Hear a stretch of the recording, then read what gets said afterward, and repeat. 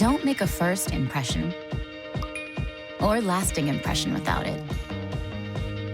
Don't trade law school for life school without it.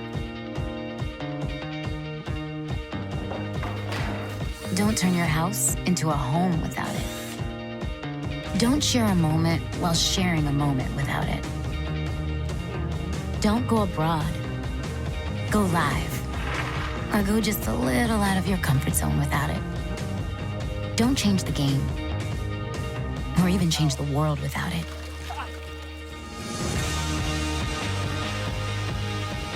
And don't watch her dance like nobody's watching without it. Whatever you do, don't forget that the more you live forward, the more you need someone at your back. The powerful backing of American Express. Don't live life without it.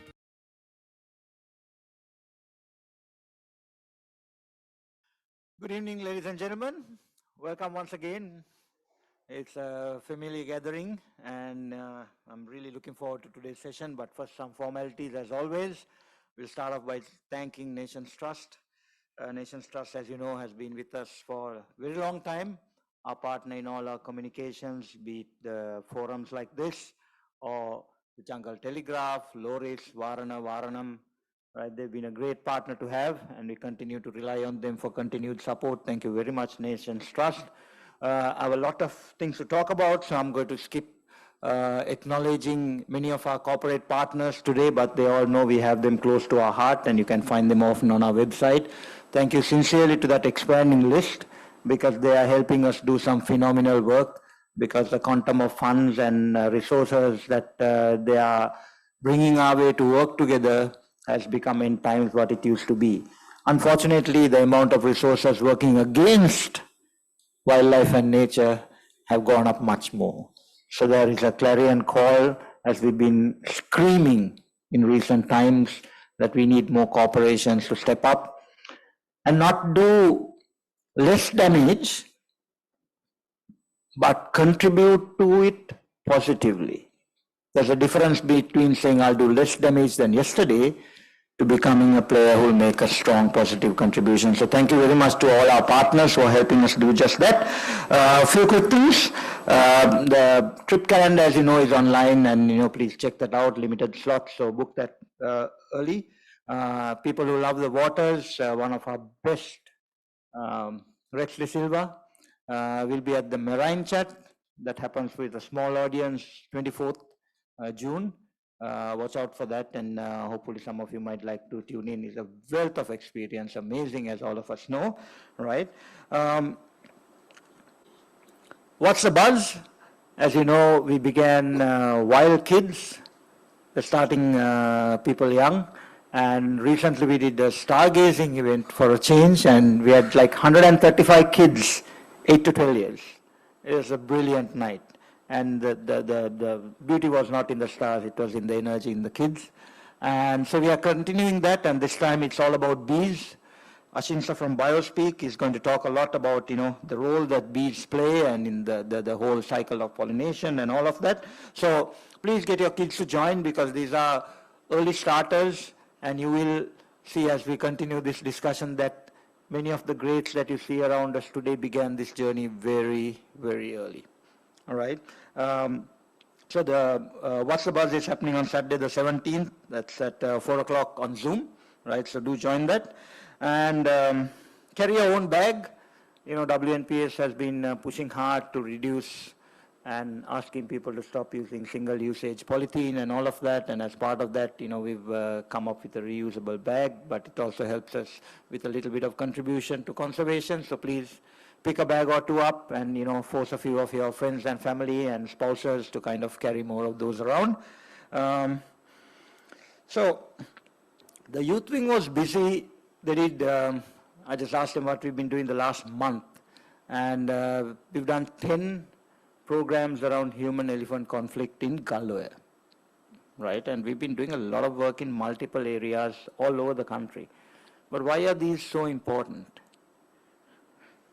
On the 28th of March, right, the Reticular Rangers Office got a call, and there was a whole team who went out there to kind of address human-elephant conflict situation, and the rangers were able to kind of get the elephants out of that village.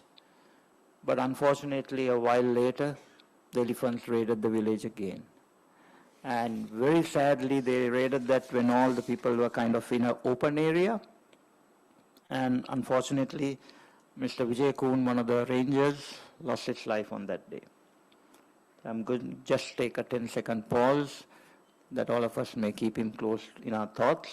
And also all these officials and rangers who put their life on line so that you can go around in your fancy vehicles and take these photographs. All right, so let's just spend a moment quietly.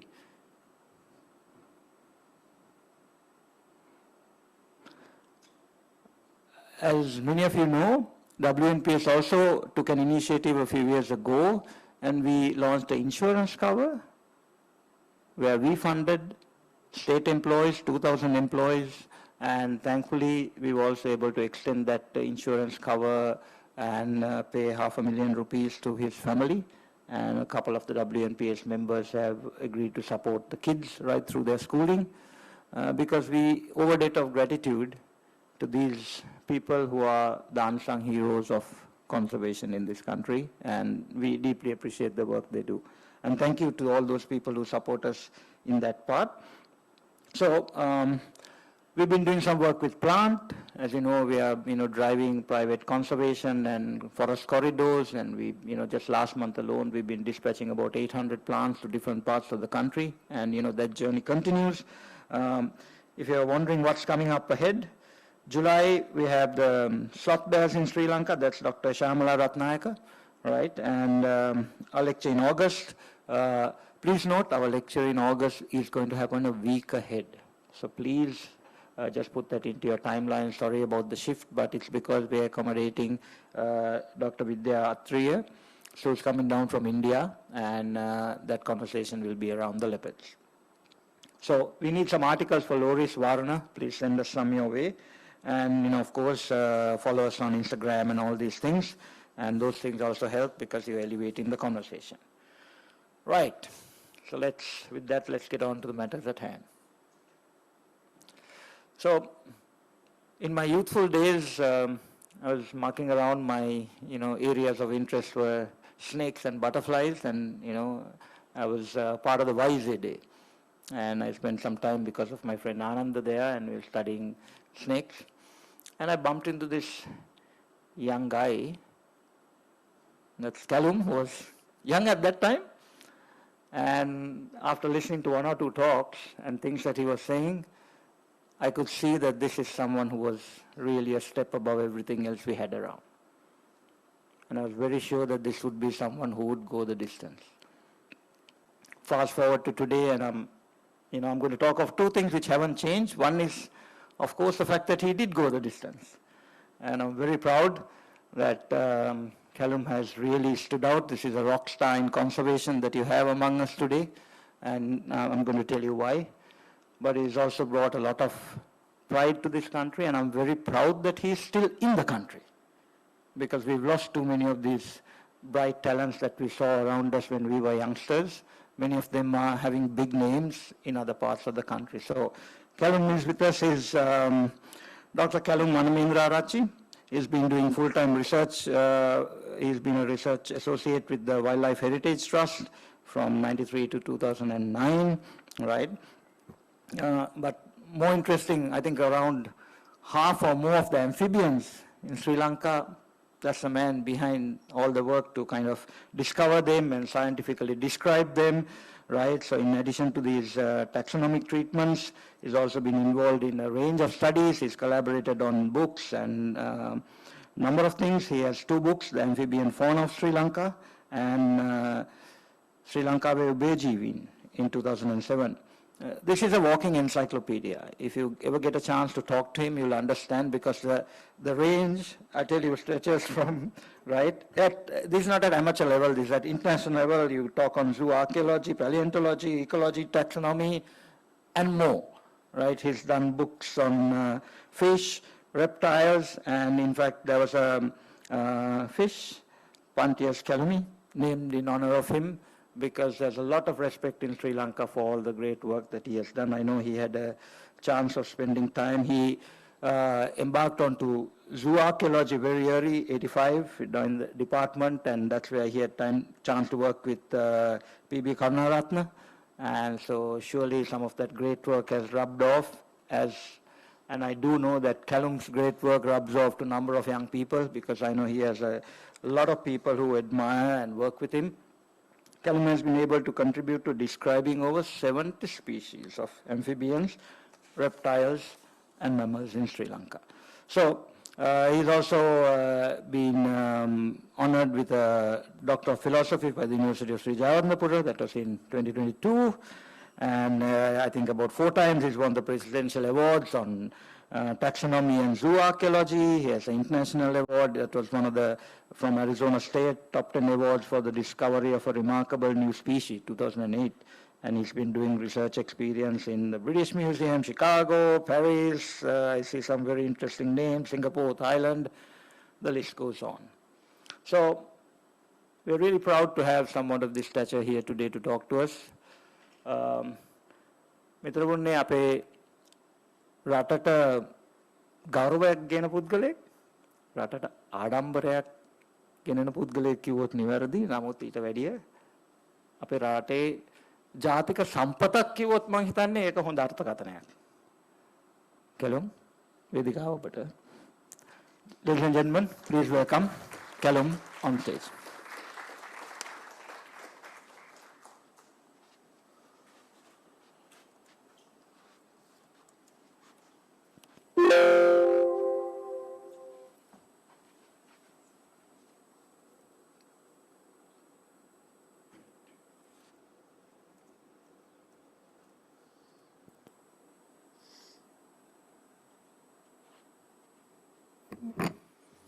So while that comes up, I'm sorry, I missed the second point I was going to say. I'm going to hog the mic for a second. About a month ago, or maybe a couple of weeks ago, I was walking through the zoo, and suddenly somebody calls me and, walks up to me, and we have a nice chat. And that was Kelum. So he still remains the simple guy he used to be from a long time back, and that's the second thing which hasn't changed. So you're in greatness, but in simplicity as well. Kelum, sorry about that. Thank you very much. බොහොම ස්තුතියි හැමෝටම ඒ වගේම මම ගැන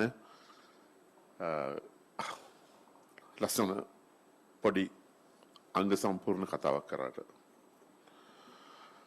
නොනවරි මහතුරුනි අද හවස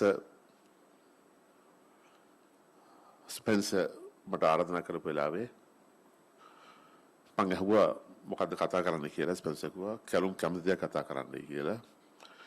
ඉතින් මම කැමති දෙයක් තෝරගත්තා. ඒක තමුන්වන්සලාට පැයක් අහන්න වෙනවා.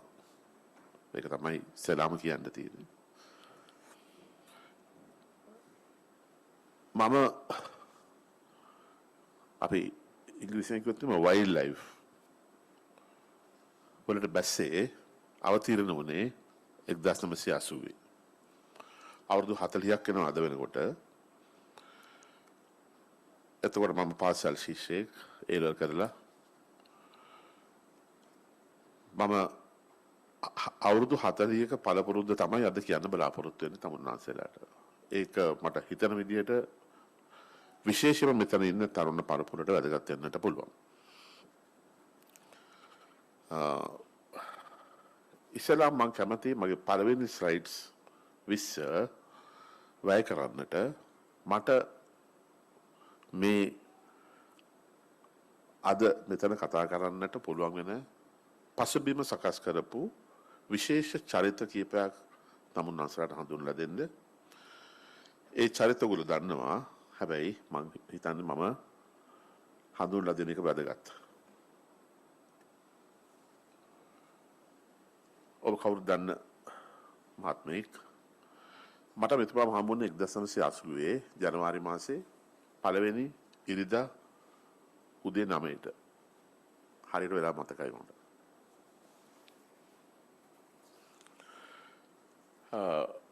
මිස්ටර් ලින්ඩි ඇලිස් මට මුණ ගැහුණාට මම A level පන්තියේ හිටියේ. මම Young Zoologist Association එක membership එක ගත්තා. එදා මෙතුමා කතාවක් කරා. ලස්සන කතාවක්. මගේ බොහොම සිත් ගත්තේ එතුමා එතකොට zoo department එකේ director ඊට පස්සේ කාලෙකදී wildlife department එකේ acting director වුණා. important දේ තමයි වැදගත්ම දේ තමයි එතුමා මිනිසුන්ටයි සතුන්ටයි දෙගොල්ලන්ටම ආදරය කරා.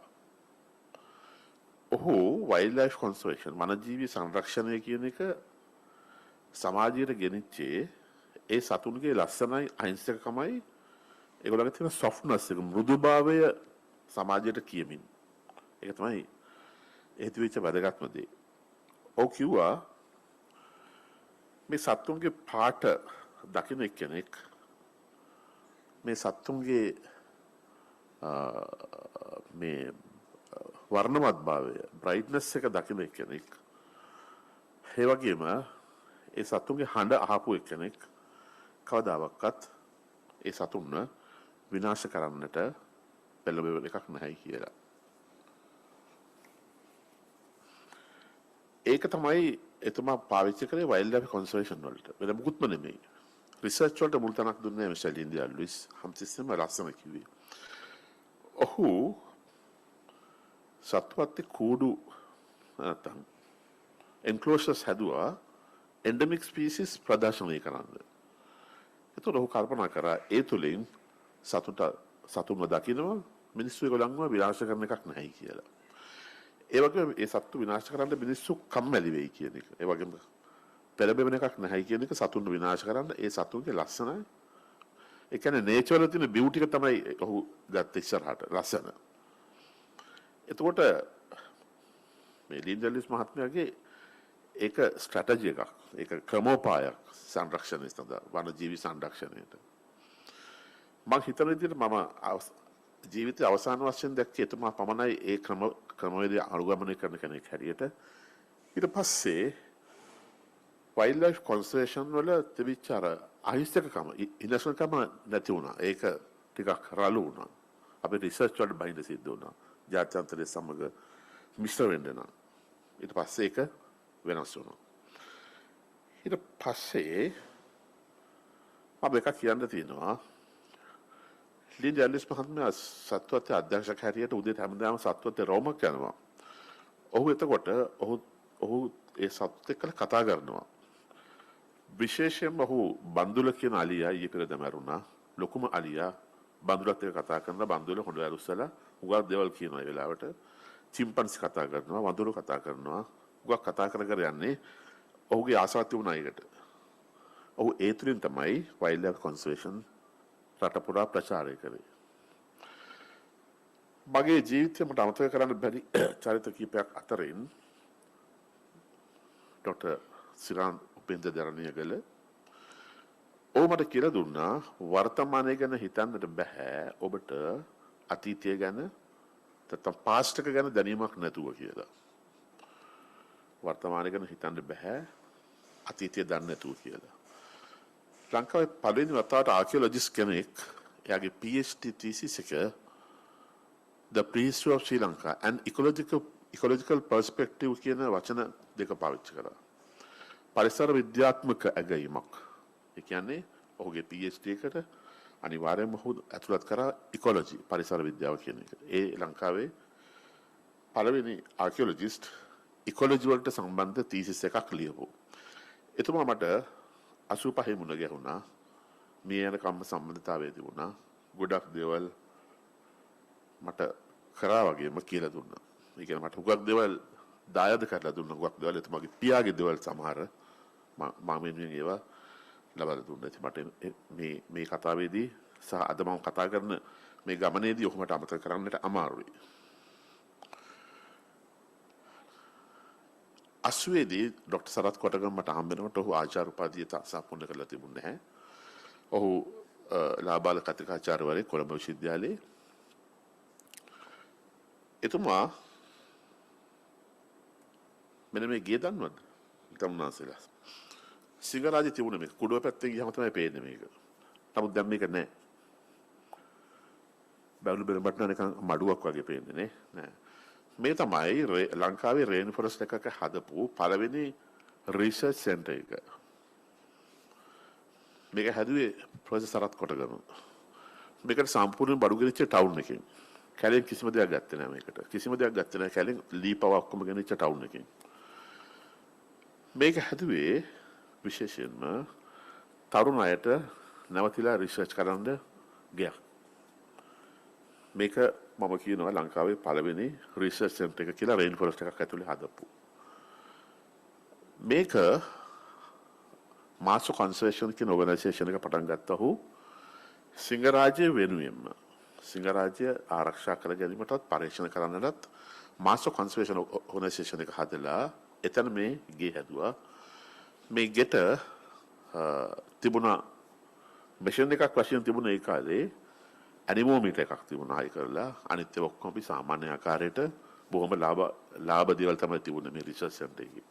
හැබැයි මමත් අද ප්‍රොෆෙසර් දේවකවීරකුන් එතකොට සෙකන්ඩ් ඉයර් ස්ටුඩන්ට් කෙනෙක් කරපු යුනිවර්සිටි අපි දෙන්න ඉස්සරහම ගිය දවස මට මතකයි. අපි ස්මෝල් මැමල් රිසර්ච් එක පටන් ගත්තා. පිටට ගෙන ආපු rat traps පාවිච්චි කරලා අපි කැලේ ඉන්න ස්මෝල් මැමල් සර්වේ එකක් පටන් ගත්තා. ඊට පස්සේ අපි මාළු පටන් ගත්තා, සර්පයෝ, බර්ඩ් ෆ්ලොක්ස් මේ ඔක්කොම දේවල් කරේ මේ ගිය ඇතුළේ තමයි. අඩු පහසුකම් තිබුණේ ඒ වුණාට අපිට හරි සන්තෝෂෙන් අපි මේ වැඩ කරා මේ ගිය ඇතුළේ. ඒ අවස්ථාව ලැබලා දුන්නේ මහාචාර්ය සරත් කොටගම. මොකද මහාචාර්ය සරත් කොටගම සිංහරාජ්‍ය සංරක්ෂණ කරන ව්‍යාපාරයේදී ඉස්සරහම හිටපු නියමුවෙක් හැටියට ප්‍රබල චරිතයක් හැටියට සඳහන් කරන්නට පුළුවන්. ඔහු නොහිටින්ද සිංහරාජ්‍ය වර්ල්ඩ් හෙරිටේජ් එකක් වීම මීට වැඩිය පරක්කු වෙන්නට ඉඩ තිබුණා. බොහෝ දුරට බැලුවොත් එහෙම. ඒක නිසා මට අමතක කරන්න අමාරුයි ඔහු කරපු සේවය වනජීවී සංරක්ෂණ වෙනුවෙන්. සහ පසු කාලයකදී එතුමා වයිල්ඩ් ලයිෆ් ඩිපාර්ට්මන්ට් එකේ නැත්නම් වන සංරක්ෂණ දෙපාර්තමේන්තුව ඒවකට ඔහු ආවට පස්සේ ඒක වනජීවී සංරක්ෂණ දෙපාර්තමේන්තුව කරා. සිංහල නම වෙනස් කරා වන සංරක්ෂණයේ වනජීවී. ඊට පස්සේ ඒකේ රිසර්ච් කියන කොටස ඔහු විසින් ආරම්භ කරා. ඔහුට අවශ්‍යතාවය තිබුණා මෙතෙක් ආපු සම්ප්‍රදායික ට්‍රැඩිෂනල් ක්‍රමය වෙනස් කරලා ජාත්‍යන්තර මට්ටමට නැත්නම් ජාත්‍යන්තරයට ගෙනියන්න ලංකාව වයිල්ඩ් ලයිෆ් පැත්තෙන් ඔහු සම්පූර්ණ වයිල්ඩ් ලයිෆ් ඩිපාර්ට්මන්ට් එක වෙනස් කරලා ඒක සැලකිලි ප්‍රමාණයක් ග්‍රැජුවේට්ස් සයන්ස් ග්‍රැජුවේට්ස් අරගෙන ඒක රිසර්ච් පාර්ට් එකක් ඒ වගේම මේ හුඟක් පළල් කරා. ඇත්තටම කියනවා මම ඒකයි කිව්වේ මිස්ටර් ලින්ඩර්ලිස් තමයි අන්තිම පුද්ගලයා අර විදිහට වැඩ කරපු. ඊට පස්සේ ආපු අයගෙන් ඒක වෙනස් වුණා. එතකොට ප්‍රොෆෙසර් කොටගමගේ මාස්ටර් කන්සර්වේෂන් ඕගනයිසේෂන් එක මේ තමයි ලෝගෝ එක. ලෝගෝ ගාන්ධි ලකී සේනානායක. මේ තියෙන ලකීගේ ලෝගෝ එක. ඒකේ ඉන්නේ අර මිහිඳු මහ රහතන් වහන්සේ මුවා සහ දෙවනපිසිස්ස රජතුමාගේ ඊතලය තමයි ලෝගෝ එකේ තියෙන්නේ. මේ ලෝගෝ එක තමයි අපි පාවිච්චි කරේ හැමතැනම ඒ කාලේ. ලංකාවේ ක්‍රියාකාරීම සංවිධානයේ හැටියට අපිට සලකන්නට පුළුවන්. ඇත්තම කියනවා නම් මාස්ටර් කන්සර්වේෂන් සිංහරාජ්‍ය ගැන පොතක් කරා මාස්ටර් කන්සර්වේෂන් එකේ. ඒක නීලාඩි සොයිසයි රයනා රහීම් තමයි ඒක පොත ලිව්වේ. සිංහරාජ්‍ය ගැන පළවෙනි පබ්ලිකේෂන් එක මේක මාස්ටර් කන්සර්වේෂන්. ප්‍රොෆෙසර් කොටගම අවසානයේ සිංහරාජ්‍ය වර්ල්ඩ් හෙරිටේජ් සයිට් එකක් කරන දක්වාම මේ ව්‍යාපාරය මේ පරීක්ෂණ කටයුතු කරනිච්ච ඔහු තමයි ලංකාවේ මම දන්න මට කියන්න පුළුවන් හැටියට සිංහරාජ රේන් ෆොරස්ට් එක ඒ කාලේ මෑන් ඇන්ඩ් බයොස්ෆියර් රිසර්ව් එකක් ඒකේ පළවෙනි රිසර්ච් පටන් ගත්තේ ප්‍රොෆෙසර් සරත් කොටගම. ඉතින් මට අමතක කරන්න අමාරුයි. ඒ වගේම ඔහු මේ රටේ විශේෂම ළමයින්ට තරුණ අයට කියවන්නට පොත් ගණනාවක් ලිව්වා. පින්තූර සහිතව ගයිඩ්ස් හඳුනා ගැනීමේ විශේෂයෙන්ම බර්ඩ්ස් මැමල්ස් ඒක ඒ සේවය කරපු ලොකුම පුද්ගලයා හැටියට සරත් කොටගම දක්වන්නට පුළුවන්. මොකද මේ කැපැසිටි එක වෙන කෙනෙක් ඒ කාලෙට තිබුණ නෑ අතරම කියනවා නම් මෙතුමා ඇරුණුකොට ලොකු වැඩ කොටසක් කරා. හුඟක් කට්ටිය කුරුළු ගැන ඉගෙන ගත්තා. විශේෂයෙන්ම සිංහල භාෂාවෙන් වැඩ කරන ගම්වල ඉස්කෝලේ ළමයින්ට කුරුළු ගැන කියලා දෙන්නට පොත් ලිව්ව පළවෙනි පුද්ගලයා සරත් කොටගම. ඉතින් ඒක වැදගත් දෙයක් ලංකාවේ වනජීවි සංරක්ෂණයට වයිල්ඩ් ලයිෆ් කන්සර්වේෂන් වැඩවලට. ඊළඟට ඔහු තමයි ලංකාවේ ඉකොලොජි ඉගෙනුවේ. ඉකොලොජි කියන වචනේ ලංකාවට ගෙනල්ලා ඒක ලංකාවේ කොළඹ විශ්වවිද්‍යාලයේ කොළඹ යුනිවර්සිටි එකේ සූ ඩිපාර්ට්මන්ට් එකේ මේ සෙමෙස්ටර් එකට ඇතුල් කරලා ඒක උගන්වන්න පටන් ගත්තේ ප්‍රොෆෙසර් සරත් කොටගම. මං කැමති ඔබ මෙතුමා දන්නවා ඇති. පුංචි බණ්ඩා කරුණාරත්න ඔය පීරියඩ් එකේදී ඔය යුගයේදී හිටපු ස්වාධීනව වැඩ කරපු සයන්ටිස්ට් කෙනෙක්. ඔහු වෘත්තීයෙන් එන්ටොමොලොජිස්ට් කීට විද්‍යාඥයෙක්, නැචරලිස්ට් කෙනෙක්, පරිසරවේදියෙක්. ඔහු ලංකාවට වැඩිපුර සම්බන්ධකම් තිබුණා ස්මිත්සෝනියන් ආයතනයත් එක්ක ඇමරිකාවේ. ඔහු ඒ ආයතන හොඳ කුකක් ඉහළින් පිළිගත්තා. ඒ ආයතනයේ ලංකාවේ නියෝජිත හැටියට හිටියෙත් ඔහු තමයි. නිල නොලත් නියෝජිත හැටියට හිටියේ. අපි කවුරුද දන්නේ ආව කරුව කියලා. මගේ ගුරුවරයෙක් වෙනවා. මම කැමැත්තෙම කියනවා. ඔහු අපිට හරි වැදගත්. විශේෂයෙන්ම තරුණ කට්ටිය හරි කැමති ඒ කාලේ පීබී කරුවට. හේතුව තමයි ඔහු නිදහසේ පරීක්ෂණ කරපු පුද්ගලයෙක්. නිදහසේ එතුමාගේ සේවය හැමෝම ලබා ගත්තා. Master Conservation for Gessel, Kelum National Museum. ඔහු කෞතුකාගාරයේ entomologist. ඔහු තමයි GM හෙන්රි ගියාට පස්සේ ඒ පුටුවේ වාඩි වෙච්ච entomologist. පීබී කරු මටත් පෘථ්විරාජ් ෆර්නෑන්ඩෝ දේවක වීරකෝන් මේ හැමෝටම මේ කාලේ ගුරුවරයෙක් හැටියට හිටියා. ඔහු මාස්ටර් කන්සර්වේෂන් එකේ සිංහරාජයේ ස්මෝල් මැමල් රිසර්ච් එක පටන් ගත්තේ පීබී කරු තමයි. ඔහු ඒක ඉතාමත්ම කැපවීමෙන් කරා.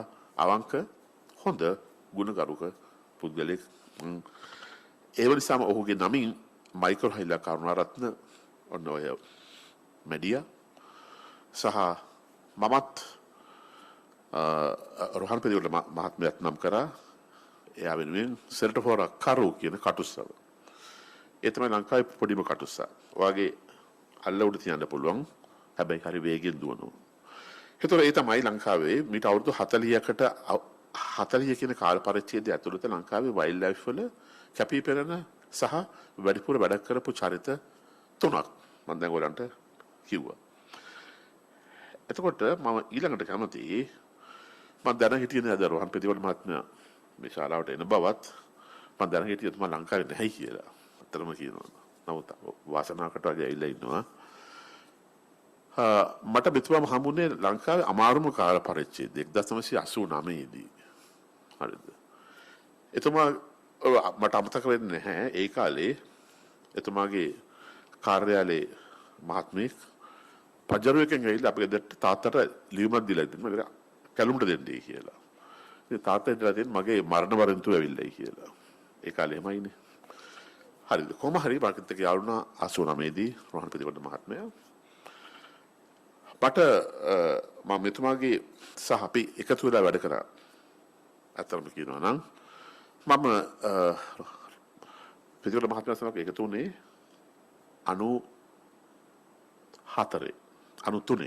93 දී Wild Life Heritage Trust ආයතනය සමග රිසර්ච් කෙනෙක්ට මම එක්ක වුණා පළවෙනි වතාවට.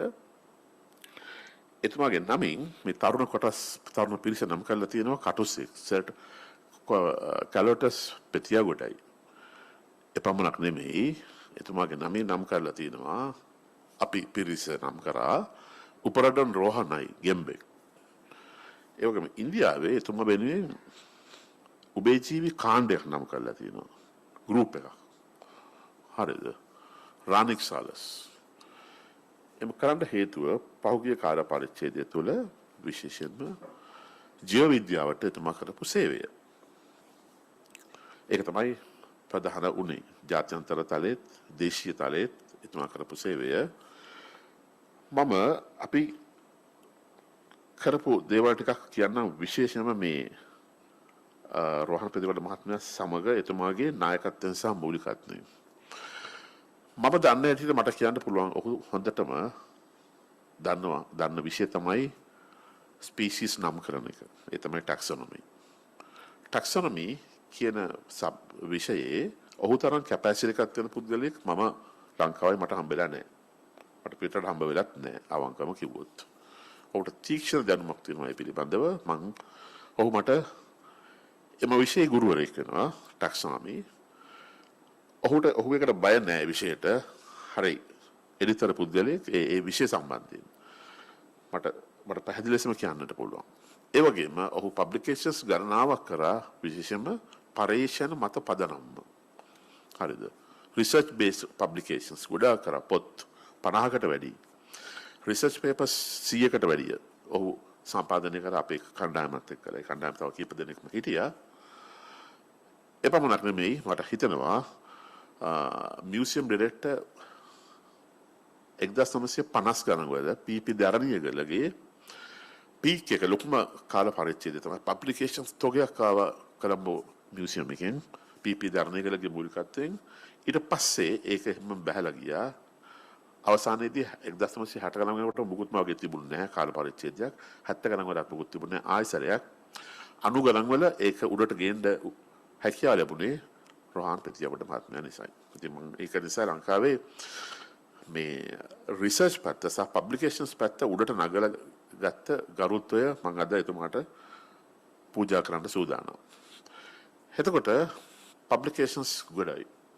ලංකා ප්‍රසිද්ධියටපත් වුණ ආයතනයක් මොකද හේතුව පබ්ලිකේෂන්ස් ගොඩක් එකපාරට මෙන්න ආරම්භ වුණා. ඒ කියන්නේ ගගකින් වතුර ගලනවා වගේ. ඒ අතරේ 1997 දී එතුමාගේ පියාත් මමත් දිනේෂ් ගබඩාගේ කියන මහත්මයාත් ගිහිල්ලා මෙන්න මේ ආග්‍රපතන මේ අක්කර 50ක මේ වත්ත අපි බැලුවා. එතුමා පස්සේ කාලෙකදී අක්කර 50 මිලදී ගත්තා. මේ වත්තේ ඔබට පේනවා මේ වත්ත මිලදී ගන්නකොට තිබිච්ච ස්වරූපය. ඒක තිබුණේ ඊපටෝරියම් කියන ඉන්වෙසිව් ප්ලාන්ට් එක තමයි තිබුණේ. වැහිලා තිබුණේ. මොකද හේතුව වත්ත අතර දාලා තිබිච්ච නිසා අක්කර 50 අහල පහල ලයින් ගෙවල් වල හිටපු මිනිස්සු ඒක තිබිච්ච ගස් ටික කපා ගන්න කියලා දරවලට. ඒකට ඉතුරුලා තියෙන ඊපටෝරියම් කියන ගහ පමණයි සහ ගල් ගොඩක්. ඒක නිසා ඒක ටොරෙන්ටන් වතුයාය ඒ කොටස අත්තරලා දාලා තිබුණේ තේ වවන්න බෑ කියලා. ගල් වැඩි, බෑවුමත් වැඩි. විශේෂයෙන්ම ගල් වැඩි එකේ. ඒතර මේ අක්කර 50 අපි ගත්තා. එතුමා ගත්තා මේක අරගෙන ඉවර වෙලා ලංකාවේ තරණ පරපුරට පරීක්ෂණ පවත්වන්නටත් නේවාසිකව එම ක්‍රියාවලිය කරන්නටත් හොස්ටල් එකක් සහ ලැබ් එකක් හැදුවා ප්‍රථමයෙන්ම.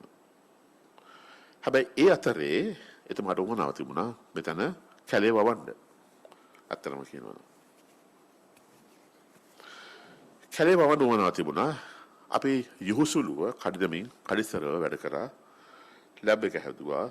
ලැබ් එක උගක් සාර්ථකයි. පරීක්ෂණ කරන්න පහසුකම් තිබුණා.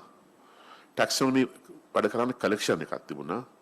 මේ කලෙක්ෂන් එක දෙවනි උනානා දෙවනුනේ කොළඹ නැෂනල් මියුසියම් එකේ කලෙක්ෂන් එකට පමණයි. මගේ තීරණය හැටියට ඊට වැඩි ලොකු කලෙක්ෂන් එකක්.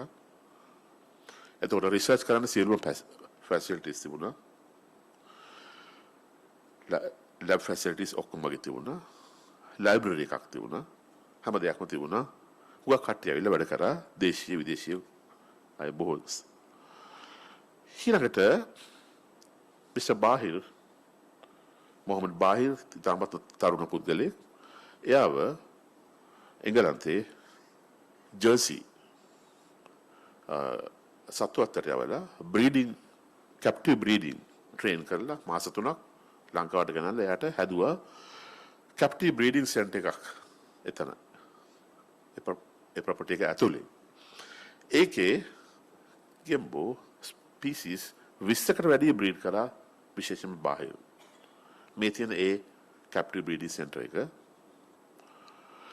ඒ අතරේ මේකේ වත්තේ ගස්සවුවා. වත්තේ ගස්සවලා අවුරුදු 4ක් ගියාට පස්සේ හරි සතුටුදායක ප්‍රතිඵල එන්න පටන් ගත්තා. අපි බලමු මොනවද ආපු සතුටුදායක ප්‍රතිඵල. අද ගත්තොත් අද කැනපි ගානට ගස්සවලා තියෙනවා. මේ හරි එලිවේෂන් එක 1800යි 1600යි මුහුදු මට්ටමේ ඉඳලා ඒ කියන්නේ 1600 1800. අද ගත්තොත් ඔය පෙරාති කොච්චර කැලේ වවලා තියෙනවද කියලා ඒ මහසියම් මිනිස්සු විසින් වවලා. දියපාරවල් 3ක් තියෙනවා වත්තහරහට පල්ලෙහාට එන. ඒක දැන් හුඟක්ම පොහසත් වතුර ගොඩක් එනවා දැන්. පොද කැලේ තියෙන නිසා. එතකොට වත්ත කෙළවරේම හැදුවා නවතින්න ගයක්. මේ තියෙන ගේ. ගේ වටේටම දැන් කැලෙත් තියෙනවා. පහසුකම් තියෙනවා. එතකොට මේ ඊපටෝරියම් පමණක් තිබිච්ච මේ අක්කර 50 වත්ත අරගෙන උත්සාහ කරලා වවලා දැන් ගසුත් ලොකු වෙලා. ඒ අතරේ රෝහණපතිවල මහත්මයා ආරාධනා කරා ලංකාවේ ඉන්න සමහර ඉහළ පෙළේ බොටනිස්ට්ලාට ඇවිල්ලා උපදේශයක් දෙන්නට කියලා මේකට. ඔවුන් කිව්වා මමත් දැක්කා ඒක කියනවා. ඔවුන් කිව්වා රෝහණට මේක ඔයාගේ ජීවිත කාලේ කැනපි මට්ටමට එනවා නම් බලන්න බැරි වෙයි කියලා. බොහෝ විට මේක. හොඳයි. මේක එච්චරටම හිමින් සිද්ධ වෙන දෙයක්, පරක්කුලා සිද්ධ වෙන දෙයක්. ඔගොල්ලෝ කරාට කමන්නේ. ඔයගොල්ලන්ට මේකේ නියම ප්‍රතිඵල බලා ගන්න බැරි වෙනවයි කියලා. දැන් අපමොන්ටේන් ෆොරස්ට් එකක් කැලයක් හදනවා කියන එක එච්චර අමාරු දෙයක් හැටියට තමයි මේ වත්ත ඒ දේ කරලා පෙන්නන කම්ම තිබුණේ. අපමොන්ටේන් ඩ්‍රයිසොන් එකේ ප්‍රශ්න නැහැ. ලෝලන් බෙඩ්සෝන් එකේ ඒ ප්‍රශ්නෙත් නැහැ. හැබැයි අපමොන්ටේන් එකේ හරි හෙමින් ගස් වෙන්නේ. ඒක නිසා හැමෝම හිතුවා මේක අපේ ජීවිත කාලේ බලන්න බැරි වෙයි කියලා. ඒ වුණාට අපි මේක වවලා මේ ගේ වටේටත් දැන් ගස් වවලා තියෙනවා. කැලේ වල දැන් කැලේ හොදරම වෙවිලා තියෙනවා. අපි පටන් ගත්ත මේක ඇතුළේ රිසර්ච්. මොකද අපි කරේ? අපි බැලුවා දවල් උදේ රෑ මේකේ කොහොමද ගෙම්බෝ දැන් අලුතෙන් ඇවිල්ලා ඉන්නේ කියලා. ගෙම්බෝ හිටියේ හරි චුට්ටයි. ඉතාමත් පොඩ්ඩයි හිටියේ. දැන් මේ පැහැදිලි වෙනවා අපිට මේ රිසර්ච් එක කරගෙන යනකොට අලුතෙන් ඇවිල්ලා ඉන්න සමාජිකයෝ ගොඩක්. මේ තරුගා ඉක්වස් femoralis, pseudophyllautus femoralis, pseudophyllautus viridis. මේ ඔක්කොම endemic species. මේ ඔක්කොම endemic mountain species. Pseudophyllautus microtympana, Pseudophyllautus alto, Pseudophyllautus marda, Pseudophyllautus silus, Pseudophyllautus Lankadectis corrugatus සහ මිනරවර්යා කීර්තිසිංහ. මේ සත්තු දැන් අලුතෙන් කොලනයිස් කරලා. මොකද අපි හැබිටට් එක හැදුවා. සත්තු දැන් ඇවිල්ලා ඒ කියන්නේ මේ සත්තු හොටන් ප්ලේන්ස් හග්ගල හිටපු සත්තු. ඒ පමණක් වුණා කළාට පොඩි තැන් වල හිටියු. දැන් මේ අක්කර 50 අලුතෙන් වවපු අලුතෙන් හදපු හැබිටට් එක ඇවිල්ලා පදිංචි වෙලා තියෙනවා මේගොල්ලෝ.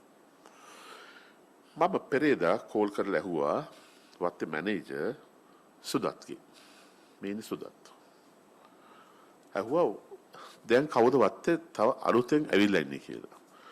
සුදත්ගේ කතාව අහලා මට පුදුමාකාර සතුටක් දැනුණා. එයා කිව්වා දැන් මේ අක්කර 50 ඇතුලේ සාම්බර් හර්ඩ්ස් 3ක් ඉන්නවා කියලා. සාම්බර්ස් රංචු 3යි. barking deer, mouse deer, bear monkey, talk monkey, leopard පදිංචිලා ඉන්නවා දැන් වත්තේ. fishing cat, rusty spotted cat, mountain birds including Sri Lanka arenga. අරංගා දැන් ඔයගොල්ලන්ට බලන්න ලේසිම පහසුම තැන තමයි මේ අක්කර 50 වත්ත ඕනලා ගියොත් අරංගා ඉන්නවා.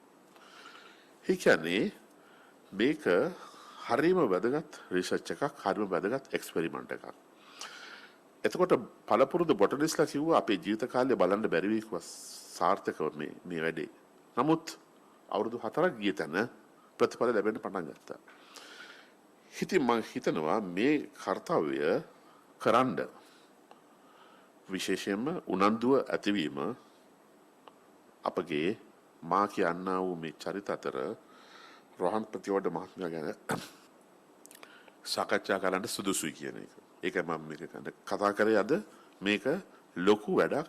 මම දන්නවා මේ මොහොතේ WNPS එක ගස්වවනවා. WNPS එක හුඟක් තැන්වල ලොකු බ්ලොක්ස් අරගෙන ගස්වවනවා.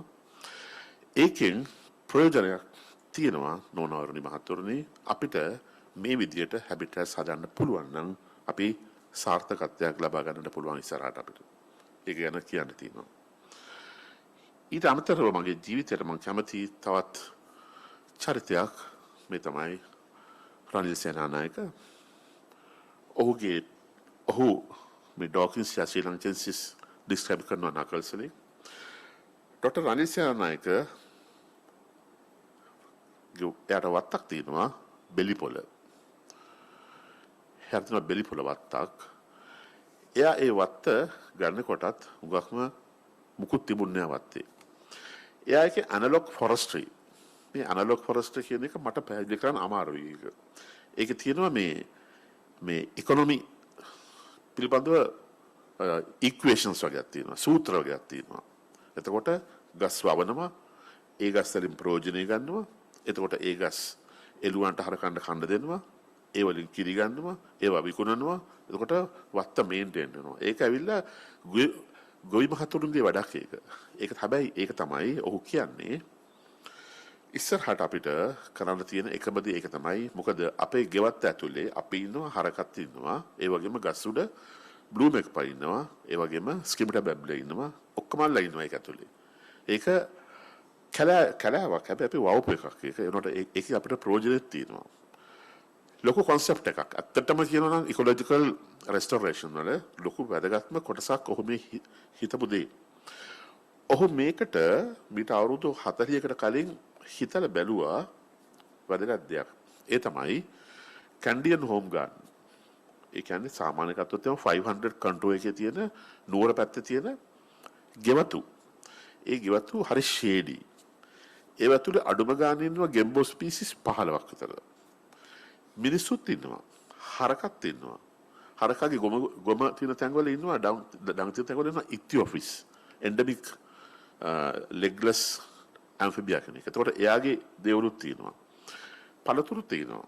වඳුරුත් තියෙනවා. කුරුල්ලොත් තියෙනවා. ඔක්කොමලා ඉන්නවා. එතකොට ඒ තමයි රනිල්ගේ මේ කැන්ඩියන් හෝම් ගාඩන් concept එක. ඒක හරි වැදගත්. මම හිතන විදිහට ඒක ඉස්සරහට වෙට් සෝන් එකට හුඟක්ම ප්‍රයෝජනවත් වෙන්න පුළුවන් ඒක. ඒක නිසා මම හිතනවා ඔහුගේ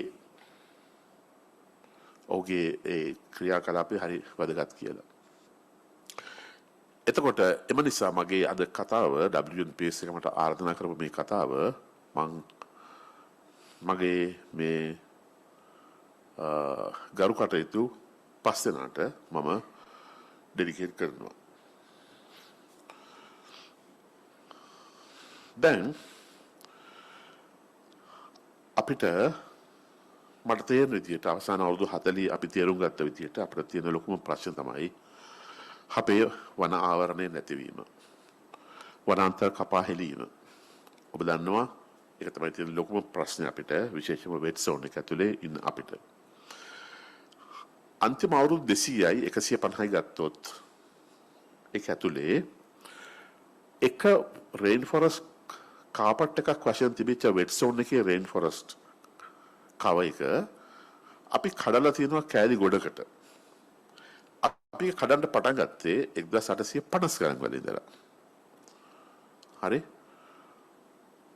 විශේෂයෙන්ම ලංකාවේ ලොකුවට මහා පරිමාණයෙන් මොන්ටේන් ෆොරස්ට් කපලා බිමට දැම්මේ බ්‍රිතාන්‍යයේ වැවිලි සමාගම් විසින්. හැබැයි මම ඉතිහාසයේ කියවලා බලනකොට මට පුදුම හිතෙනවා එච්චර ලොකු වනාන්තර විනාශයක් කරනකොට අපේ ලංකාවේ කිසිම කෙනෙක් කතා කරලා නැහැ ඒක කරන්න එපයි කියලා. කිසිම කෙනෙක්. හාමුදුර කෙනෙක්වත් පාලකෙක්වත් කවුරුත් කිසි දෙයක් කියලා නැහැ. හැබැයි කියපු එක්කෙනෙක් ඉන්නවා ඒකට විරුද්ධත්වය ප්‍රකාශ කරපු එක්කෙනෙක් ට්වෙට්ස් ඒකට විරුද්ධත්වය ප්‍රකාශ කරලා තිනවා මෙහෙම මේ ලස්සන දිවයිනේ මෙච්චර වන විනාශයක් කරන්න එපයි කියලා යායක ලියුමක් ලිව්වා එංගලන්තයටත් ලංකාවේ කොළඹ පාලකයන්ටත්. ඒකට ඒක හරි වැදගත් මොකද විරුද්ධ වෙච්ච එකම කෙනෙක් ට්වෙට්ස් එයත් සුද්දෙක් ඇත්තටම කියනවා. මම මේ ප්‍රකාශ කරන්නේ ලංකාවේ සියලුම වනාන්තර කපලා හැරලා බිම දැන් මේ සුද්දෝ කියන එක නෙමෙයි. හරිද? මම කියන්නේ ආරම්භය කියන ඉතිහාසය මම කියන්නේ. කොහොම වුණත් කැලෑ විනාශය අපිට දැන් ප්‍රශ්නයක් තියෙනවා විශේෂයෙන්ම වෙට් සෝන් එක ඇතුලේ. වෙට් සෝන් එක ඔබට පේනවා ඇති මේ සිටියේ වෙට් සෝන් එක ඇතුලේ ඩාර්ක් ග්‍රීන් පැචස් කීපයක් තියෙනවා ඈත් වෙලා ස්කැටර්ඩ්. ඒ තමයි දැන් තියෙන කැලෑ ටික. එච්චරයි තියෙන්නේ අපිට කැලෑ. කොච්චර ප්‍රමාණයක් තියෙනවද අපිට බැලුවොත් එහෙම 4.6%. හරිද? මුළු ප්‍රමාණය වර්ග කිලෝමීටර් 800යි. හරි පොඩ්ඩයි දැන් තියෙන්නේ. ඒකෙන් ලොකුම කොටස කොහෙද තියෙන්නේ? අපි කඩලා තියෙනවා කෑලි 140කට. මේ මුළු වෙට් සෝන් එක ඇතුලේ තිබිච්ච රේන් ෆොරස්ට් කවර් එක කාපට් එක අපි කඩලා තියෙනවා කෑලි 140කට මේ වෙනකොට. දැන් ඒකෙන් ලොකුම කොටස කොහෙද? පීක් විල්ඩර්නස් 250ක් තියෙනවා ස්ක්වයර් කිලෝමීටර්ස් 250. දෙක නකල්ස් 175යි. හරි පොඩි. ඊළඟට කොච්චරද තියෙන්නේ? සිංහරාජ 90යි. ඔය තමයි ලොකුම කෑලි තුන. ඉතුරු ඒවා නැහැ. ඉතුරු හරි චූටි ඒවා. පුදුමයකට වගේ ඔබට පේනවා මේක තියෙන භයානකම දේ තමයි නැත්නම් අපි හිතන්න ඕන දේ තමයි අපේ biodiversity hotspots එක ඔක්කොම තියෙන මේ කෑල්ල ඇතුලේ තියෙන්නේ. එතකොට අපි හැමදාම කතා කර හිටියොත් මේක දැන් විසඳ ගන්න වෙන්නේ නැහැ අපිට. අපිට එකක් ඉක්මන් වුණොත් හොඳයි කියලා හිතෙන සමහර දේවල් වලට. අපි මේ 140න් වැඩි ප්‍රමාණයක් ස්ක්වයර් කිලෝමීටර්ස් 10ට අඩුයි. හරි පොඩි. වැඩි ප්‍රමාණයක් 10ට අඩුයි. එහෙමනම් මොකද්ද තියෙන ඊළඟ භයානකම දේ තමයි biodiversity hotspots තියෙන biodiversity එක හුඟක්ම ඉහළින්ම නියෝජනය කරන වෙට් සෝන් එකේ තමයි ලංකාවේ ජනගහනයෙන් 70%කට වැඩි ප්‍රමාණයක් ඉන්නේ. ලංකාවේ සමස්ත ජනගහනයෙන් 70%කට වැඩි ප්‍රමාණයක් ඉන්නේ මේක ඇතුලේ. එහෙමනම් ඒකේ අනාගතය තවදුරටත් අවිනිශ්චිතයි. තවදුරටත් අපැහැදිලි ඒකේ අනාගතය. WNPS එක පුළුවන් තරම් දුරට ගස් සවන්න උත්සාහ කරනවා. ඒක WNPS එකට පමණක් නෙවෙයි ඒක ඇවිල්ලා ජාතික ක්‍රියාවලියක් විය යුතුයි කියලා මම විශ්වාස කරනවා. ඒක හැමෝම එකට උනන්දු වෙන්න ඕනේ. WNPS එකට පමණක් බැච්චර් ලොකු ප්‍රමාණයක ගස් සවන්න. හොඳම අපි ගමු එක්සැම්පල් එකකට කොට්ටව ගාල්ලේ තියෙන්නේ. කොට්ටව කැලේ ගන්නකො. කොට්ටව කැලේ අද වෙනකොට රේන් ෆොරස්ට් එකක තත්ත්වය මනින ඉන්ඩිකේටර් ස්පීසිස් කීපයක් තියෙනවා. එක කොටසක් තමයි මේ හෝන් ලිසාඩ්ස්ලා. එතකොට අද ඉන්නවා ඒගොල්ලෝ හෝන් ලිසාඩ්ස්ලා. එන්ඩමික් ඇම්ෆිබියන්ස් ස්පීසිස් කීපයක් ඉන්නවා කොට්ටව. සර්පයොත් ඉන්නවා. කටුස්සොත් ඉන්නවා එන්ඩමික් රෙලික්ට්. හැබැයි හොඳට විශ්වාසයට ගන්න අවධානයට යොමු කරන්න මේගොල්ලන්ගේ අනාගතය හුඟක් දුර යන්න විදිහක් නැහැ කියන එක. ඒක මේ මෑත කාලෙදීම අපිට නරක ප්‍රතිඵල ගේන්න පුළුවන්. ඇයි මම එහෙම කියන්නේ? ෆොරස්ට් පැච් එකක් තියෙනවා නම් ෆොරස්ට් පැච් එක පොඩි නම් කොහොමදත් අපි කරන්නේ අපේ ක්‍රමය තමයි අපි ඒක ආරක්ෂා කරනවා. අපි වැටක් හදනවා, ෆෙන්ස් එකක් හදනවා. ෆෙන්ස් එකෙන් ඇතුලේ කැලේ. එළියේ අපි ඉන්නවා. ඇතුලේ නීති රීති ගොඩක් තියෙනවා. එළියට ඒ නීති රීති නැහැ. එතකොට එළිය මොනවද තියෙන්නේ? අපි එළිය ගෙවල් හදනවා. තව මොනවද? අපි ස්කෝල් හදනවා. තව අපි සුපර් මාකට්ස්, කඩමණ්ඩි, කඩසාප්පු හදනවා. තව අපි ගොවි පොළවල් හදනවා. තව මොනවද? අපි ඩොමෙස්ටිකේටඩ් සත්තු ඉන්නවා. හරක්, බල්ලෝ, පූසෝ. ඔබට මේ පින්තූර දැක්කම පේනවා අර ෆොරස්ට් පැච් එකට කොයිතරම්නම් ස්ට්‍රෙස් එකක් ඇද්ද කියලා. ලොකු ස්ට්‍රෙස් එකක් තියෙනවා. ඒකට කියනවා ඉකොලොජි වල එජ් ඉෆෙක්ට්. හැම පැත්තෙම මිනිස්සුන්ගේ සද්ද, මිනිස්සුන්ගේ ගිනි තිබ්බහම දුම, බල්ලෝ කැලයට යනවා, හරක් කැලයට යනවා, ඒගොල්ලන්ගේ විස බීජ කැලේ ඇතුළට යනවා, සත්තුන්ට යනවා. අපි වවන ගස් ඉන්නේසු වෙලා කැලේ ඇතුළට යනවා. ප්‍රශ්න ගොඩයි. හැබැයි අපි හිතනවා කැලේ ගොඩක් කල් ආරක්ෂා වෙයි කියලා. මෙහෙම කැලේ ගොඩක් කල් ආරක්ෂා වෙන්නේ නැහැ. ඊළඟ ප්‍රශ්නේ තමයි එජ් ඉෆෙක්ට් එක. එජ් ඉෆෙක්ට් එක කැලේ ඇතුළට 100 මීටර්ස් අරින්න තියෙනවා. හොඳ බෆර් සෝන් එකක් නැත්තම් මේ කැලේට එනම් කැලේ නියම කොටස තියෙන්නේ මැද චූටි කොටසයි තියෙන්නේ ආරක්ෂා වෙන්නේ. අන්න බලන්න අපිට තියෙන ප්‍රධානතම ප්‍රශ්න අපේ බෙඩ් සෝන් එකේ තියෙන ප්‍රශ්න ටික තමයි මෙන්න මේවා. හරිද? අපි දැන් සෑහෙන කාලයක් තිස්සේ පබ්ලික් අවයර්නස් කරනවා අවුරුදු 40කට වැඩි. මට සමහරවල් හිතෙනවා අපි මේ කරන පබ්ලික් අවයර්නස් වැඩ වලින් ඇත්තටම ප්‍රයෝජනයක් තියෙද කියලා කල්පනා කරලා බලනවා. සමහරවිට මහන්සියක් දැනෙනවා. අපි මෙච්චර කතා කරලත් ඇයි හැමදාම වයිල්ඩ් ලයිෆ් නැත්නම් මේ නේචර් සබහා ධර්මයේ ඇයි විනාශ වෙන්නේ කියලා. මම මේ මෙතනට එන්නේ ඉස්සෙල්ලා ගියසුමානේ සම්බන්ධ කරා පොබුදු වීරරත්න ශාලාවේ ඉන්නවා. පොබුදු වීරරත්න නිදහස් අලි සංරක්ෂකෙක්. ඔහු තරුණ සත්වේදියෙක් ජංග සොලොජිස්ට් කෙනෙක්, නැචරලිස්ට් කෙනෙක්. ඔහු මේ එලිෆන්ට් කන්සර්වේෂන් වලදී අර පබ්ලික් පැත්ත තමයි ගත්තේ. ඒ කියන්නේ කැලෙන් කොච්චර දේශපාලනඥයෝ අලිපට හොරකම් කරන් එනවද? ඒ අයගේ නම් මාරු කරන්නේ කොහොමද? එතකොට ඒ වයිල්ඩ් ලයිෆ් එකේ පිටුවල ඒ ඉන්න අලි හරියට රෙජිස්ටර් වෙලා ඉන්නවද? මැරිච් චාරින්ට තව නම් දාලාද? හරිද? අන්න ඒ වගේ දේවල් ඔක්කොම අවුරුදු ගණනාවක් පොබුදු වීරරත්න හෙව්වා. මම පොබුදුට කිව්වා පොබුදු මං වගේ මේ අහන ප්‍රශ්නට උත්තර මං අද ගිහිල්ලා WNPS එක රැස්වීමේදී කියනවායි කියලා. ඔහුගෙන් මං ඇහුවා ප්‍රශ්න කීපයක්. 1980 දී zoo එකේ දෙහිවල zoo එකේ ඔඩිටෝරියම් එකේ ආවා මහත්මයෙක්. මම පාසල් ශිෂ්‍යයෙක් හිට මට නම මතක නැහැ. හැබැයි ඔහු කරපු කතාව මට අදට මතකයි. 80 දී ඔහු කිව්වා ඔහු පෙන්නවා ලංකාවේ ෆොරස්ට් කවර් එක අවුරුද්දකට කොච්චර ප්‍රමාණයක් කැලෑ අඩු වෙනවද? ගොවි පොළවල් කොච්චර වැඩි වෙනවද? අර්බනයිසේෂන් කොච්චර වැඩි වෙනවද? ජනගහනය කොච්චර වැඩි වෙනවද? ඔහු ඒ අනුව කිව්වා 2005 වෙනකොට ලංකාවේ එක වයිල්ඩ් එලිෆන්ට් කෙනෙක්වත් ඉන්න විදියක් නැහැ. ඔක්කොම මැරෙනවා කියලා. එක්ස්ටින්ක්ට් වෙනවා කියලා. 2005 වෙනකොට. මම 80. එතකොට මම දැන් ඉන්නේ 80. තව අවුරුදු 25ක් තියෙනවා මේක වෙන්න. නමුත් අද අපි ඉන්නේ 20යි 23. පොබුදු කියනවා අද කැලේ ඉන්නවා කියලා අලි 6500ක්. මම කිව්වා ඔහුට මගේ තීරණය 5000ට වැඩි ඉන්නවා. පොබුදු කියන එක මං කියන එක අතර ලොකු වෙනසක් නෑ. අවුරුද්දකට මැරෙනවා අලි 350යි 400යි. ඒ කියන්නේ දවසකට එක අලියට වැඩිය මැරෙනවා. හරිද? දැන් 2005 දී අලි ඔක්කොම නැති වෙනවා කියලා කිව්වට තව අලි ඉන්නවා. එහෙමනම් කාටවත් හිතන්න පුළුවන් එනම් ප්‍රශ්නයක් නෑනේ. අලි වැඩි වෙන අලි.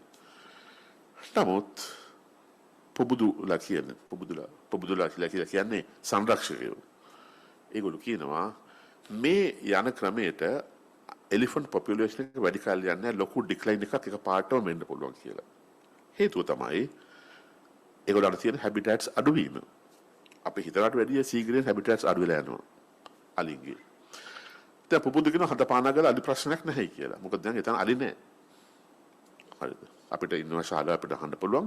එතකොට දැන් අපිට තියෙන බලන්න මේ වනාන්තර අඩුවීම නිසා මේ ප්‍රශ්න තියෙන විශේෂම ඩ්‍රයි සෝන් එකේ. හරිද? නමුත් අපිට ලොකුම ප්‍රශ්න තියෙන වෙට් සෝන් එක ඇතුලේ. හරිද? එහෙමනම් අපි සැලකිලිමත් වෙන්න තියෙනවා. අද අපි මේ දකින්න ලොකු දේවල් ටික තව කොච්චර කාලයක් තියේද කියන එක. තමයි අපිට හිතන්න තියෙන ප්‍රධාන දේ. අද ලස්සන තියෙන ලොකු ගොඩක් දේවල් තියෙනවා. සමහර මෙතනමතුගොල්ලෝ කියනවා අලි ගහනේ වැඩි වෙලයි කියලා උගන්තුරට. තවත් වැඩි වෙමින් පවතිනවා කියන එක. හරි. නමුත් අපේ රිසර්චර්ස් දෙන්න බලන්න ඕනේ ඒක කොච්චර කාලයක් යයිද කියන එක තමයි අපි බලන්න තියෙන්නේ. අපි නම් ඒවට රිසර්ච් කරන්න තියෙනවා. public awareness snakes අපි සර්පය පිළිබඳව public awareness අපි ගොඩාක් කරා හේතුව සර්පය කෑවම මිනිස්සු මැරෙන නිසා. අනිත් සතුන්ට වැඩිය හානිදායකයි. අපි දැන් අවුරුදු 40කට වැඩිය පබ්ලික් අවයර්නස් කරා අපි. මේ මගේ යාළුවා එයා දැන් මැරුණා මල්ලිගොඩ. එයා අවුරුදු 20 ගානේ ඉඳලා zoo එකේ ඇනිමල් කියුරේටර්. එයා ගමින් ගමට ගිහිල්ලා සත්තු ගැන කියලා මේ සර්පය ගැන කියලා දුන්න මිනිස්සුන්ට. ඊට අමතරව ඩොක්ටර් අනසෙම් ඩි සිල්වා එයාගේ තරුණ කාලේ ඒ වෙනුවෙන් කැප කරලා තියෙනවා. ඒ වගේම young zoologists association එකේ මෙන්න මේ ආනන්දලාල් නානකර් දැන් ලෝය කෙනෙක්. එයත් මේ වැඩේම කරා. සහ young zoologist members අතර ගොඩක් මේ public awareness snake public awareness වැඩ කරා. ඊට අමතරව goal wildlife conservation society ඒගොල්ලොත් programs ගණනාවක් කරා. මම මේ කියන්නේ පොඩි සතුටුදායක දෙයක්. අහන්න ආස දෙයක් කියන්නේ. දැන් මට අවස්ථාවක් ලැබුණා Ministry of Environment Biodiversity Secretariat 2006-2008 අතර North Central Province එකේ public awareness වැඩ ටිකක් කරන්නයි කියලා මේ ගොවියන්ව සර්පයෝ කාලා මැරෙනවා ඒගොල්ලන්ට සර්පයෝ ගැන කියලා දෙන්නයි කියලා. ඒ වගේම ඒගොල්ලෝ සර්පයෝ මරනවා. එතකොට අපි මරණ එකත් අඩු කරන්න ඕනේ මිනිස්සු මරණ එකත් අඩු කරන්න ඕනේ. එතකොට මම ඒ වෙනුවෙන් ආණ්ඩුවේ මුදල් අරගෙන මම leaflets 4ක් මුද්‍රණය කරා. සිංහල භාෂාවෙන් ශ්‍රී ලංකාවේ සර්පයෝ පිළිබඳව 4 color. දෙවැනි එක උග්‍ර විෂ සර්පයන් හඳුනා ගැනීම identification. තුන්වෙනි එක සර්ප විෂ හා ප්‍රථමාධාර first aid. හතරවෙනි එක සර්පයන්ගේ ආරක්ෂාව වෙන්න ඔබ නිවස ගෙදර තියාගන්න ඕනේ කොහොමද කියන එක. මම මේක ගොවියන්ට දුන්නේ. ගොවි කාන්තාවන්ට, ගොවි අයට ප්‍රජාශාලාවල මම රැට ගිහිල්ලා කට්ටිය එකව කරලා මම කතා පවත්වනවා. කතා පවත්වලා ඒගොල්ලන්ට උණු කෝපි එකක්, තේ එකක්, කේක් කෑල්ලක් එහෙම දීලා සතුරු කරලා මම මේ කතාව කියනවා ඒගොල්ලන්ට. ආරක්ෂාවෙන්. public awareness. මගේ හැමෝටම එල්ලෙච්ච කරපු හැමෝටම හැම ප්‍රජාශාලාවකටම ලයිබ්‍රරි එකටම රුචිර සෝමවීරගේ පොතක් දුන්නා. identification guide එකක් ඔයගොල්ලෝ තියාගන්න මේක. සර්පෙක් දැක්කම ඕකේ පිටු පෙරලා බලලා ඔයගොල්ලෝ දැනුම ලබා ගන්නට කියලා. හරිද? සතුටුදායක දේ තමයි මේක. ප්‍රොෆෙසර් අංජන සිල්වා මගේ මිත්‍රයෙක්. ඔහු දැන් ඉන්නේ රජරට විශ්වවිද්‍යාලයේ. ඔහු තමයි අනුරාධපුර හොස්පිටල් එකේ මේ ස්නේක් බයිට් ස්පෙෂලිස්ට්. මම අහුවා අංජනගෙන් මම කිව්වා එහෙම අංජන කොහොමද දැන් සර්ප දෂ්ටන කරලා ගියන මිනිස්සු කොච්චර සංඛ්‍යාවක්ද අනුරාධපුරයට ගියනවද? ඒ තමයි ලංකාවේ වැඩිපුරම සර්පය දෂ්ට කරලා මිනිස්සු ගියන තැන හොස්පිටල් එක. ලංකාවේ වැඩිපුරම. අංජන කිව්වා පුදුමයි දැන් ඒක ඉතාමත්ම අඩු වෙලයි කියලා. ඒ කියන්නේ මිනිස්සු දැන් සර්පයෝ කන එක අඩු වෙලයි කියලා. ඒකට තව හේතු තියෙන්න පුළුවන්. මම පිළිගන්න තව හේතු තියෙන්න ඕනේ කියන එක. හැබැයි ඒ වුණාට අපි අවුරුදු 40 ගානක් තිස්සේ කරපු පබ්ලික් අවයර්නස් වල ප්‍රයෝජනයක් අනිවාර්යයෙන්ම තියෙන්න ඕනේ. මිනිස්සු දැන් දන්නවා එහෙමනම් සර්පයන්ගෙන් බේරිලා ඉන්න ක්‍රම මොනවද කියන එක. එතකොට හොස්පිටල් එකේ සංඛ්‍යාලයක නනුව ඒ සංඛ්‍යාව ඉතාමත් අඩු වෙලා තියෙනවා. ඒක අපි අන්තිම අවුරුදු 40 තුළ පබ්ලික් අවයර්නස් කරපු එකේ හොඳ ප්‍රතිඵලයක් ඇයට මම විශ්වාස කරනවා. හරිද? ඊළඟට ලංකාවේ ෆ්‍රෙෂ් වෝටර් ෆිෂ් පිළිබඳව අපි මමත් හවුලුණා 80 මුල ඉඳලම අපි ලීෆ්ලට්ස්, එක්සිබිෂන්ස්, කතා පැවැත්වුවා, කොන්ෆරන්ස්, සෙමිනාර්ස් වල කිව්වා. ලංකාවේ වන විනාශය, මැණික් ගැරීම, නාගරීකරණය, urbanization සහ over exploitation. හරිද? විශේෂයෙන් මෙන්න මේ කාරණා හතර නිසා fresh water fish හුඟක් අඩු වෙලා යනවා කියන එක. අපි හිතුවා තව අවුරුදු 20කින් හුඟක් දුරටම නැති වෙලා යයි කියලා. නමුත් වාසනාවකට වගේ තව ලංකාවේ බේර ගන්න පුළුවන් මට්ටමේ pockets වල අපේ fresh water fish ඉතුරු වෙලා ඉන්නවා. ඒක හොඳ පැත්තට කරුණක්. නමුත් මම ඔබට නැවත කියන්නේ අපි මේක හැරියොත් අපි උනන්දු අඩු වුණොත් ඒ හැබිටට්ස් නැති වෙලා යන්න පුළුවන්. මොකද මාළුන්ට ඉඳන් වතුර තියෙන්න ඕනේ. හරිද? එතකොට මේ මාළු අපි අඩුවෙන් ඉන්නේ අපි උනන්දු වුණොත් අපිට තවත් ඒගොල්ලන්ගේ හැබිටැට් එක ලොකු කරන්නට පුළුවන් වෙයි. හැබැයි අපි රිසර්ච් කරන්න තියෙනවා මේ සියලුම අය වෙනුවෙන්. එතකොට රිසර්ච් ඊළඟ එක මම කියන්න තියෙනවා විශේෂයෙන්ම ලංකාවේ රිසර්ච් කරන්න ආණ්ඩුවෙන් බලතල වැඩිපුරම දීලා තියෙනවා ආයතන කීපයක්. Department of Wildlife Conservation, Department of Forest Conservation, Department of National Museums, හරිද? Department National Zoological Garden මේ හතරට විශේෂයෙන්ම සහ ආණ්ඩුවේ විශ්වවිද්‍යාලවලට. නමුත් වාසනාවකට වගේ Department of Wildlife Conservation හොඳ ජර්නල් එකක් කරනවා. හොඳ ජර්නල් එකක්. ඒක හොඳ මට්ටමේ ජර්නල් එකක්. ඒ වුණාට ලංකාවේ වයිල්ඩ් ලයිෆ් රිසර්ච් ඇත්තටම සලකා බැලුවොත් ඒවා තවුන්නාන්සලා අවංකවම හිතන්න මට කියන්න එපා. කරන ප්‍රමාණය හරි අඩුයි. ලංකාවේ විශ්වවිද්‍යාලවල ඉන්න උගත්තු ඒ පිළිබඳව වෙහෙස මහන්සි වෙන ප්‍රමාණය හරිම අඩුයි. පැහැදිලි ලෙසම මම දන්නවා මගේ මිත්‍රය කීප දෙනෙක් කීප පළක් ඉන්නවා ඒ ඊටමත් අතලොස්සක් ඇරෙන්නට ඊටු ටික wild life conservation related research නම් කරන්නේ නැහැ. ඒක කනගාටුවට කාරණයක්. හැබැයි අද කිව්වොත් ඒ අය ඔයගොල්ලෝ රිසර්ච් කරනවා මදි නේද කියලා ඒගොල්ලෝ කියනවා දැන් නම් බජට් නැහැනේ. ඔව් බජට් නැතුනේ ගිය පෙරේදානේ. නමුත් මතක් කරනතුරු බජට් හම්බ වුණා ආණ්ඩුවෙන්. නමුත් ඒගොල්ලෝ හුඟක් වැදගත් දේවල් ටික කරේ නැහැ නේද ඒගොල්ලෝ. මට හිතෙනවා කරේ නැහැයි කියලා. මට හිතෙනවා දැන් බලන්නකෝ හොටල් ප්ලේන්ස් වල තව විශේෂ දෙයක් තියෙනවා කියන්න ඕලන්ට. ඒ කියන්නේ මේ සත්තුන්ගේ අපිට රිසර්ච් කරන්න ඕනේ. මම කියන්නේ මොකද නේද? අපි ඉස්සර පොඩි කාලේ හොටල් ප්ලේන්ස් යනකොට අපි බලන්න ආස කරන සත්තු තුන් දෙනෙක් ඉන්නවා. එක්කෙනෙක් තමයි මෙන්න මෙයා සෙටෆොරා ස්ට්‍රඩාටි. ඊළඟට කොෆෝටිස්.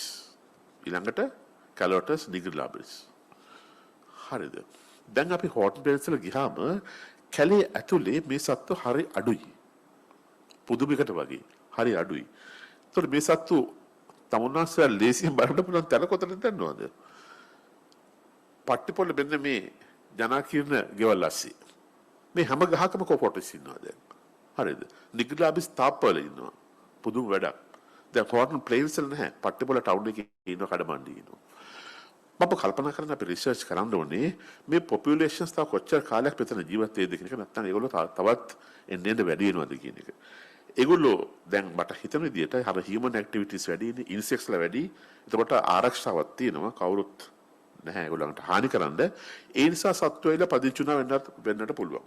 ඒ වගේ මෙහෙම නැත්නම් හිටපු සත්තු පොපියුලේෂන් වැඩි වෙලා. දැන් එතකොට අපි කන්සර්වේෂන් වැඩවලදී අපි ලොකුට කතා කරනවා අර මැප් එකක් මාක් කරලා මේකේ ඒරියා ඔෆ් ඔකියුපන්සි අරම දාලා දැන් බලනකොට කඩමණ්ඩියේ ඉන්නවා රෙලික් ෆෝනා එක. හොටල් ප්ලේන්ස් වල හරි අඩුයි දැන්.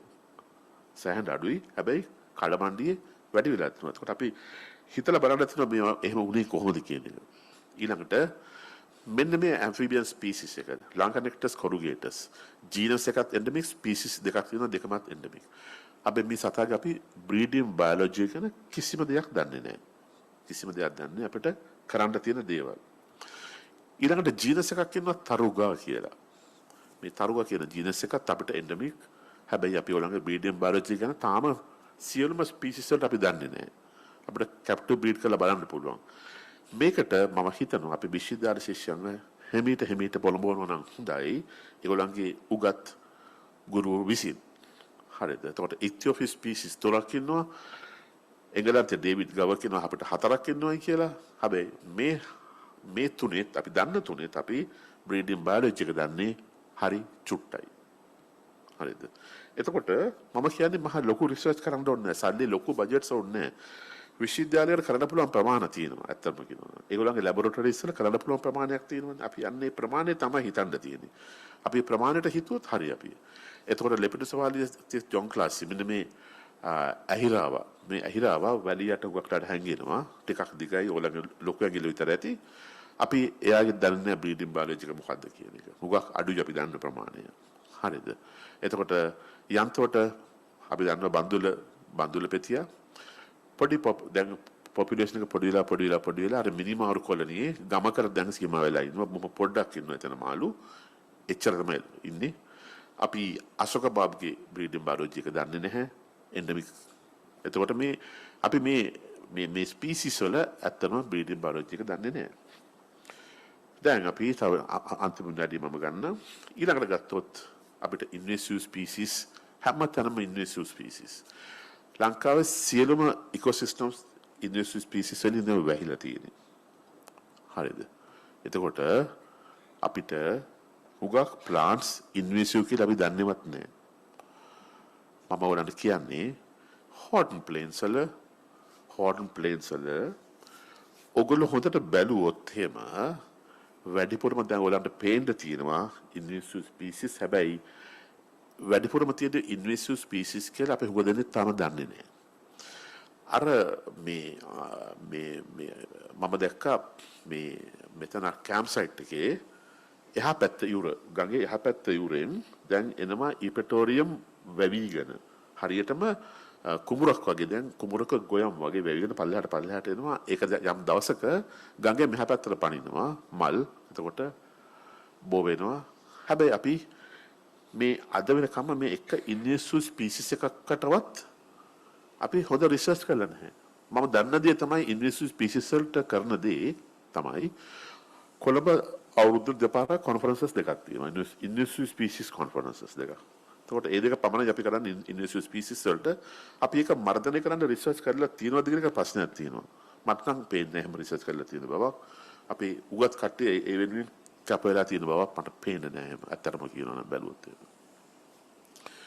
ඊළඟට අවසාන වශයෙන් රෙඩ් ලිස්ට් එක නැෂනල් රෙඩ් ලිස්ට් එක මම නැෂනල් රෙඩ් ලිස්ට් එක දැන් දිග කාලයක් ආවා මේකත් එක්කලා මම අවසානයේදී මම රෙඩ් ලිස්ට් එකේ මේසෙදී කියලා නැගිට්ටමම මම ආයේ රෙඩ් ලිස්ටින් වලට එන්නේ නැහැ කියලා. හයි රෙඩ් ලිස්ට් එක print කරනවානේ. හරි ලස්සනයි. ඒක රතුයි කළුයි රතුයි සුදුයි. මගේ ලයිබ්‍රරි එකේ මම ඒ ටික ළඟට තියලා තියෙනවා. මොකද ෆොටෝ එක ගත්තාම හරි ලස්සනයි. හරි බ්‍රයිට් ඔක්කොම පොත්තට අමතර ඒක පේනවා මට. එච්චරයි තියෙන ප්‍රයෝජනයකින්. අපි රෙඩ් ලිස්ට් එක හදන අවුරුදු 4කට සැරයක් එක්ස්පර්ට්ලා එකතු වෙලා තර්ක විතර්ක කරලා මේසි. ගොක් වෙලා දවස් ගණන්. හැබැයි රෙඩ් ලිස්ට් එකක් හදන එකේ ප්‍රයෝජනේ මොකද්ද? අපි කියනවා දැන් එයා near threatened data deficient. හරිද? CR කැමේ ක්‍රිටිකලි ක්‍රිටිකල් පැත්තට ගිහිල්ලා. හරිද? මොකක්ද තියෙන ප්‍රයෝජනේ? අපි සත්තුන්ගේ අඩුවන්නේ ඒ සත්වෙනුන් අපි කැප්ටිව් බ්‍රීඩ් කරන්න උත්සාහ කරලා තියෙනවද? අපි වෙනත් තැනකට වෙනත් ලොකේෂන් එකකට ඉන්ට්‍රොඩියුස් කරන්න එයාව ආරක්ෂා කරගන්න අපි උත්සාහ කරලා තියෙනවද? නෑ අපි කිසි දෙයක් කරන්නේ අපි රෙඩ් ලිස්ට් එක පමණක් හදනවා. රෙඩ් ලිස්ට් එක පමණක් හදන එකෙන් ප්‍රයෝජනය මොකක්ද කියන එක මට තාම තේරෙන්නේ නැහැ. ඒක හදලා ඒක ලයිබ්‍රරි එකේ බුක් ෂෙල්ෆ් එකේ තියෙන එකෙන් ප්‍රයෝජනේ මම දන්නේ මොකක්ද කියන එක. මේකේ ඊළඟ පියවර තමයි අපි කරන්න ඕනේ සත්තුන්ව බේරගන්න වැඩ කරන්න තියෙනවා. ඉතින් මම කියන්න හදන්නේ තමුන්නාන්සලාට අවසාන අවුරුදු 40 තුළ මා දැක්ක දේ තමයි මම ඔයාලන්ට මේ ප්‍රකාශ කරන්නේ. හැබැයි මේකේ මේ අපි හැමතිස්සෙම මේ කොන්ෆරන්සස් දාලා මේ කතා කර ඉන්න එකට වැඩිය අපි කැප්ටිව් බ්‍රීඩින් සෙන්ටර් එකක් ස්ථාපනය කරලා නැත්නම් විශ්වවිද්‍යාල මට්ටමින් නැත්නම් සූ එක මට්ටමින් නැත්නම් වයිල්ඩ් ලයිෆ් ඩිපාර්ට්මන්ට් එක මට්ටමින් අපි මේ දවසින් දවස ත්‍රෙට් එකට ලක් වෙලා තියෙන ස්පීසිස් බ්‍රීඩ් කරන්න පුළුවන් නම් හොඳයි. සෙරටෆෝරා කරෝ කියලා අපි මං ඉස්සෙල්ලා කිව්ව නම් කරයි කියලා අපි සතෙක් පොඩි කටොස් එක්ක. එයාගේ ටයිප් ලොකාලිටි එක මොනිසයිඩ්. ටයිප් ලොකාලිටි කියලා කියන්නේ ස්පීසිස් එකක් ඩිස්ක්‍රයිබ් කරගන්න අපි ඉස්සලාම සතාව හොයාගත්ත තැන. මේ ළඟදී ජාදල්පුර විශ්වවිද්‍යාලයේ මමත් තව 5 දෙනෙක් ඒ කියන්නේ හොඳ පළපොරුතු S10ක්. S10කින් දවස් 3ක් ටයිප් ලොකාලිටි කිය අපි ගිහිල්ලා හෙව්වා සෙරටෆෝරා කරව. එක සතෙක්වත් අපිට හොයාගන්න බැරි වුණා. එක සතෙක්වත් නැහැ. අපි ඇවිල්ලා කල්පනා කරා ඒ සතර මොකද වෙලා තියෙන්නේ කියන එක. නමුත් ඊට පස්සේ දවසේදී අපි වෙන තැනකින් සතෙක් හොයාගත්තා. හැබැයි අපිට අපි මීට අවුරුදු 15කට කලින් ඒ සතා ගැන අපි උනන්දු වෙනකොට අපි පැයක් ඇතුළත සතු 10ක් හොයාගත්තා. අපි මේ පාර ගිහලා දවස් 3ක් S10කින් බැලුවා එක සතෙක්වත් හොයාගන්න බැරි වුණා. එහෙනම් ඒ සතාට ප්‍රශ්නයක් තියෙනවා. ඒ සතා අඩු වෙලා තියෙනවා. අපි දැන් කරන්න ඕනේ එයාගේ බීඩියම් බයොලොජි එක හොයලා, එයාගේ ආහාර පිළිබඳව හොයලා අපි රිසර්ච් කරන්න තියෙනවා. අපි ඔය කරන්නේ නැහැ නේ උනාට. අපි රෙඩ් ලිස්ට් එක හදලා ඒක දානවා තව අවුරුදු 10කින් මේ එක්ස්ටෙන්ඩ් වෙන්නත් පුළුවන් කියලා. හරි. පොතේ තියෙනවා. එතන ඉහට ඇක්ෂන් එකක් නැහැ අපි. ඉතින් මම රෙඩ් ලිස්ට් එක වලින් අයින් වෙච්ච එක සාධාරණ නැද්ද? කිසි තේරුමක් නැහැ. මම පැය 10-15ක් රෙඩ් ලිස්ට් එකට මේස වාඩි වෙලා තර්ක විතර්ක කරලා අපි ලිස්ට් එක හදනවා. ඒක පොත තියෙනවා. මම හිතන විදිහට මම කියන්න ආපු දේවල් ටික කිව්වා. ඊටු ටික කියන්න අපිට වෙලාවත් මදි කමක් නැහැ. අත්‍යවශ්‍යම නැහැ. බොහොම ස්තුතියි. මම හිතන විදිහට ඔබගේ අදහස් ප්‍රකාශ කරනවා නම් මම හරි කැමතියි.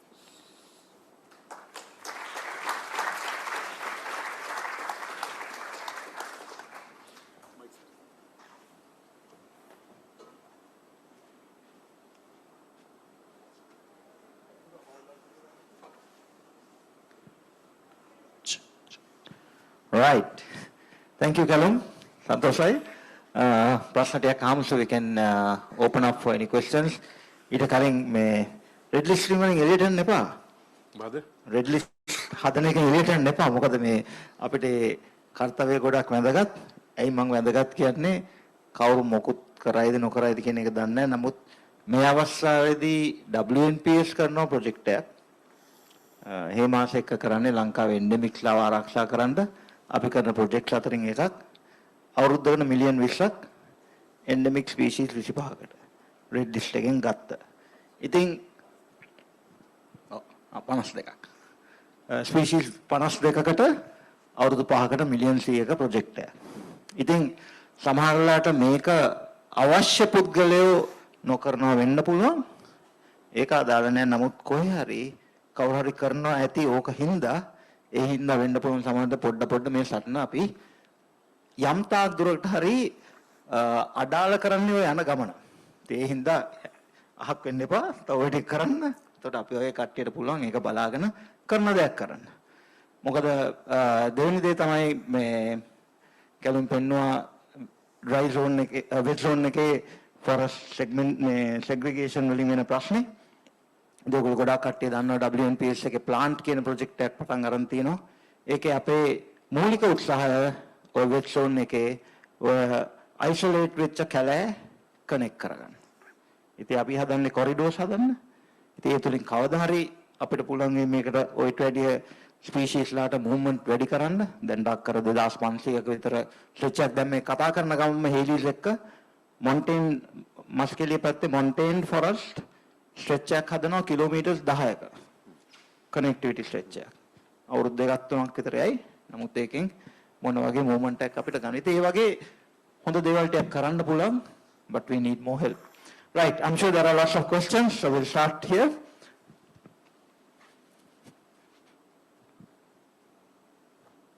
Hello, it was a very interesting talk. I'm sorry my Sinhalese is not good enough. I'm a British citizen, but Sri Lankan since 2000. I have a dual citizenship. I'm an environment activist. I'm also a business person.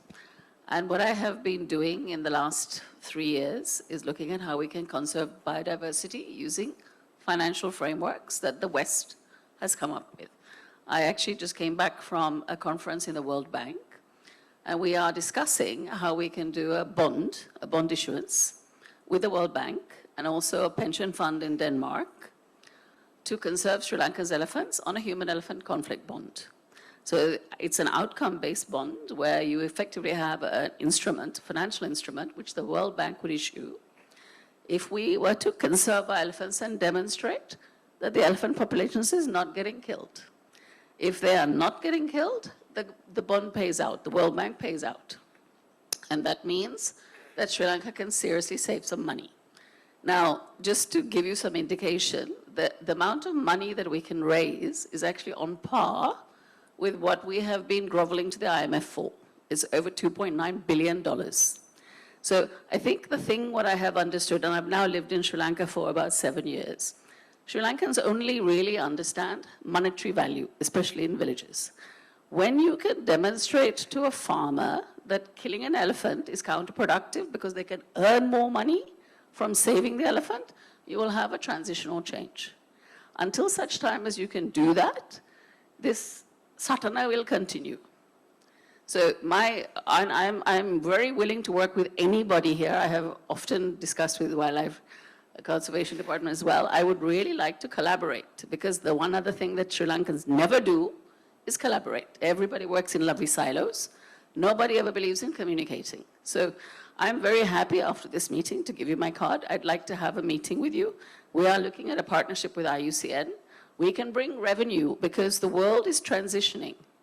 The world has understood that we have a climate problem, and the only way to save planet Earth is if we conserve what we have.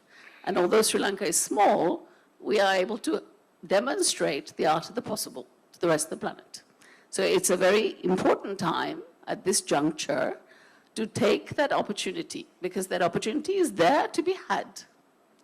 And it's a question. I mean, we are talking to the finance ministry, we're talking to the environment ministry, a lot of everybody, to make them understand that there is a business opportunity for Sri Lanka, which is highly profitable. That's just something I'd like to, it's a comment rather than a question. Thank you very much. If I may throw a question back to you, but a very brief answer. Why elephants? Because we're doing a project to save elephants from eating plastics. They're charismatic species. It's very easy to sell a bond internationally to a pension fund if you have a charismatic species. Of course, everything else in the ecosystem is saved if you look after the elephant. Thank you. Questions? Any comments from the room? Is there a mic on that side? Yeah. I think just to add to that, Vinny, I think it's really good lectures. First of all, thanks a lot for sharing your experience over the past 40 years, and for the kind of funding opportunity that you raised as well. I think, yeah, I completely agree with that point that we need to be thinking, yeah, of course, we can ask for the government for budget, but how do we monetize the fact that we have areas like the Sinhala forest, which is identified as one of the cleanest air areas in the country, and obviously a lot of other kind of things that we can sell to tourists, right? So Sri Lanka trying to kind of position ourselves as a tourist location, not just selling beaches, but like the fact that we got a lot of wonderful nature that we really need to monetize on. So well, it's again maybe not a comment more than a question.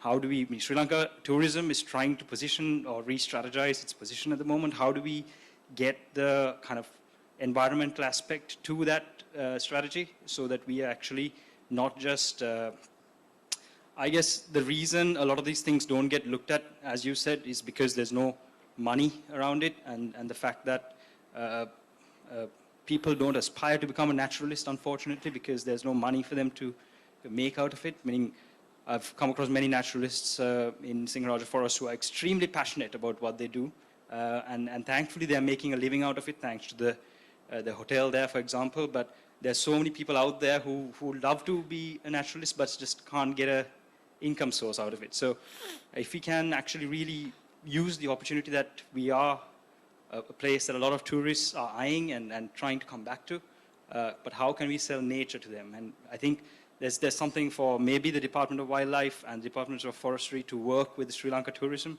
I don't know if that's something that's already ongoing, how we actually get that in the center of the tourism strategy for Sri Lanka. Okay. Thank you. Cool, thank you. Kelum, මම ප්‍රශ්න දෙකක් අහනවා වගේ.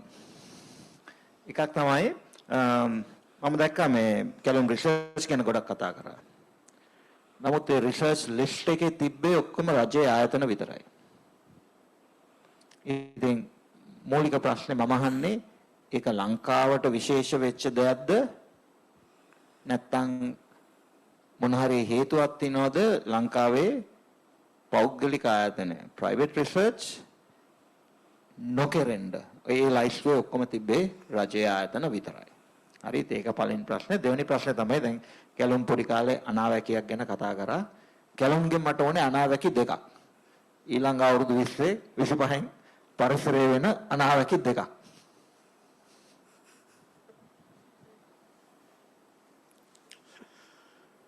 පළවෙනි ප්‍රශ්නේ මොකද්ද මට ඇහුවේ?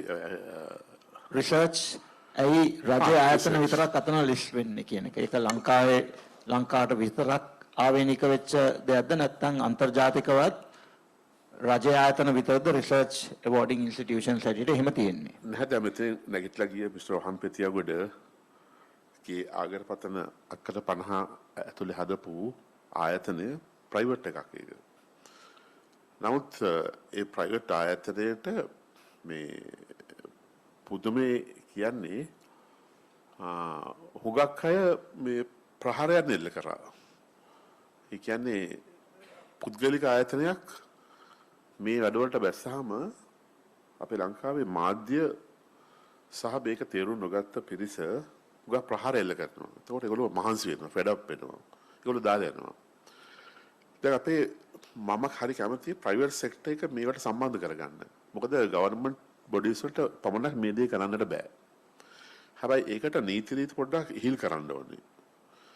දැන් මොකද්ද දැන් වයිල්ඩ් ලයිෆ් රිසර්ච් වලට ඇයි ප්‍රයිවට් සෙක්ටර් එක බැස්සම මොකද වෙන්නේ? කිසි ප්‍රශ්නයක් වෙන්නේ නැහැ. ඒගොල්ලෝ හොදලා කරයි ඒක. ගවර්න්මන්ට් එක ඉන්නේ ඒවා මොනිටර් කරන්න බලන්න ඉන්නේ.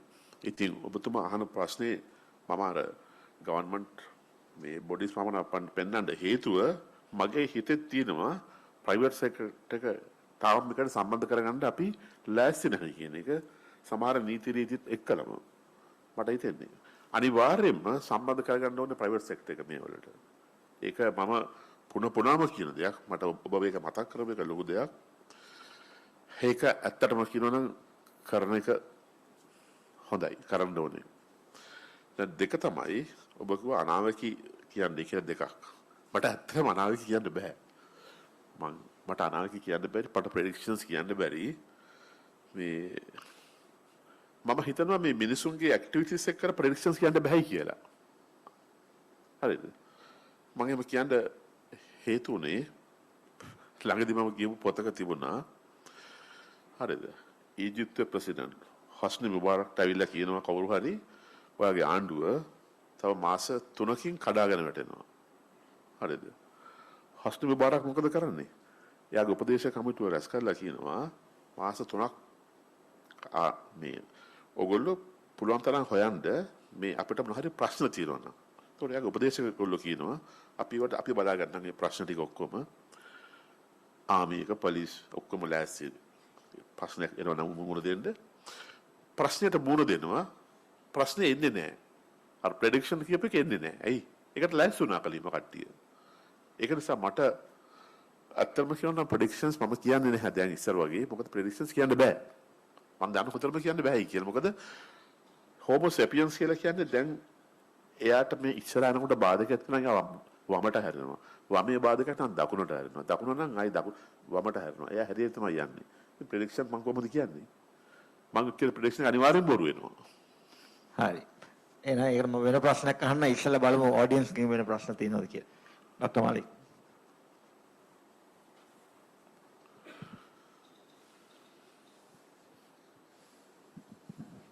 Thank you.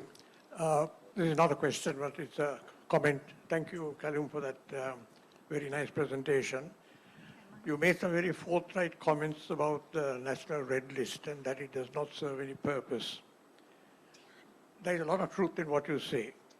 Many years ago, under the Biodiversity Secretariat, there was a NSCAG, National Species Conservation Action Committee group, became National Species Conservation Action Committee. There were points that were discussed, but there was a lot of bureaucracy in the government setup which prevented some matters being implemented. After a while, that committee stopped working and now it does not exist. Because when I inquired about why that has not been thing, the answer was that there are many committees that work on biodiversity and the work is done in that. Unfortunately, most of these committees in the Biodiversity Secretariat and other government departments, I feel, work mainly in producing reports for consumption of foreign countries. We have done this, we have done this, we have passed this legislation and so on. So what you said is correct. We really need to get down to doing something positive regarding species that are dwindling. Thank you very much. Questions, comments?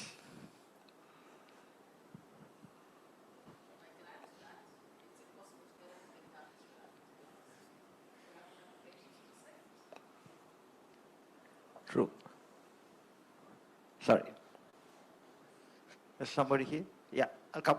I'll just finish the ladies first and then come.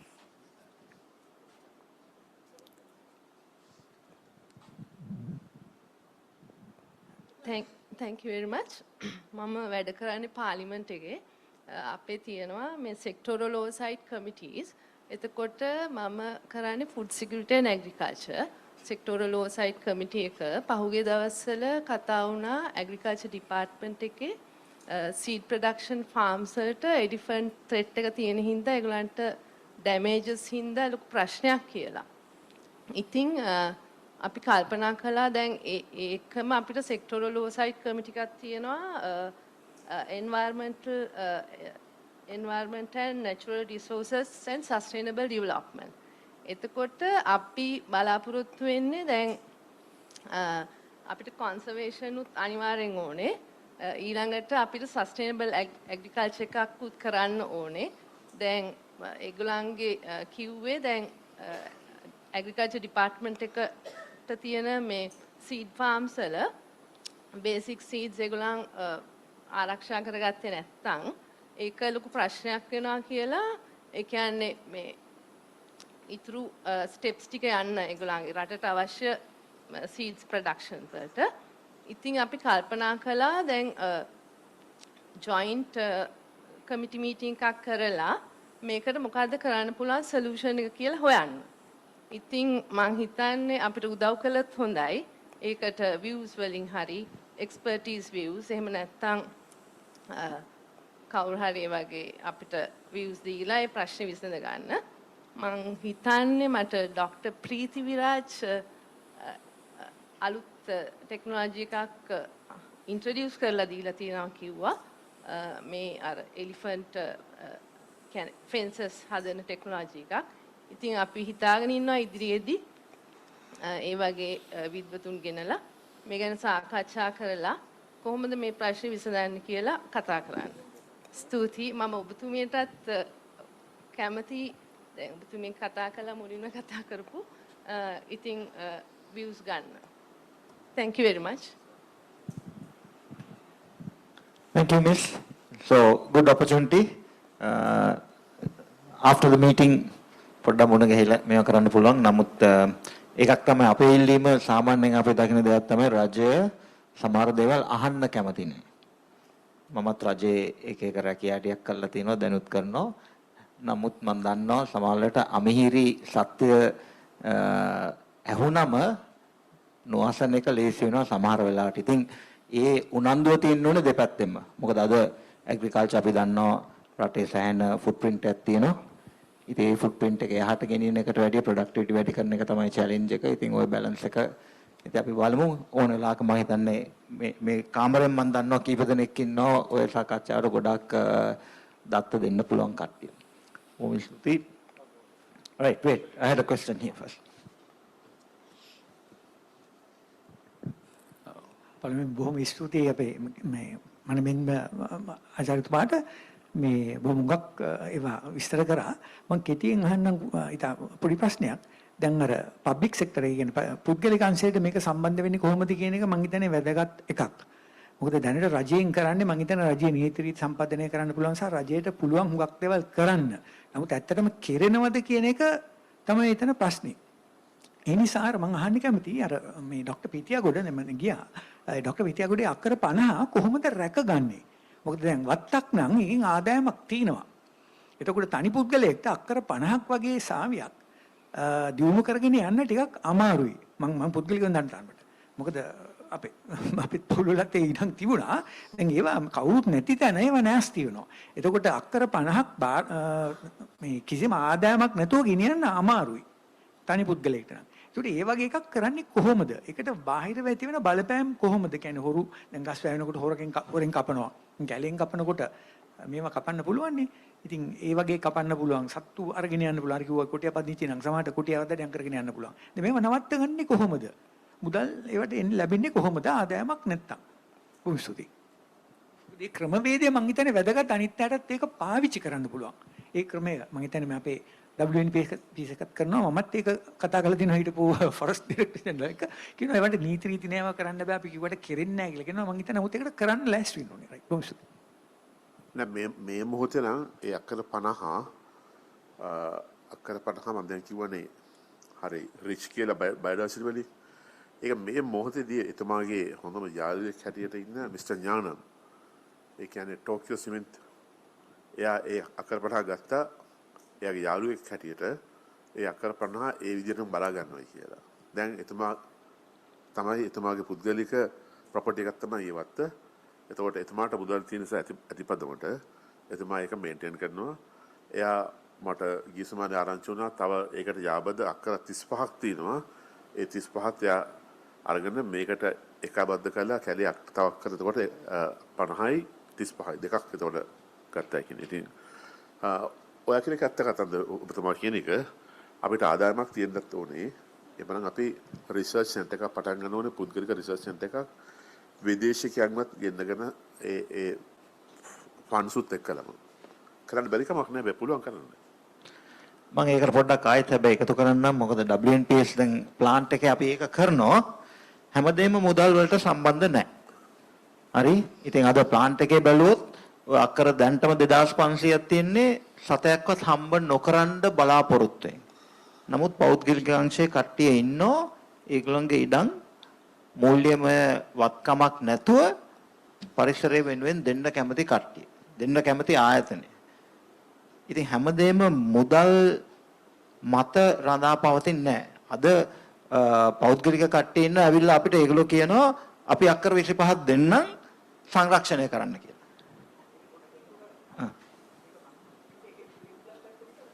ඔව්.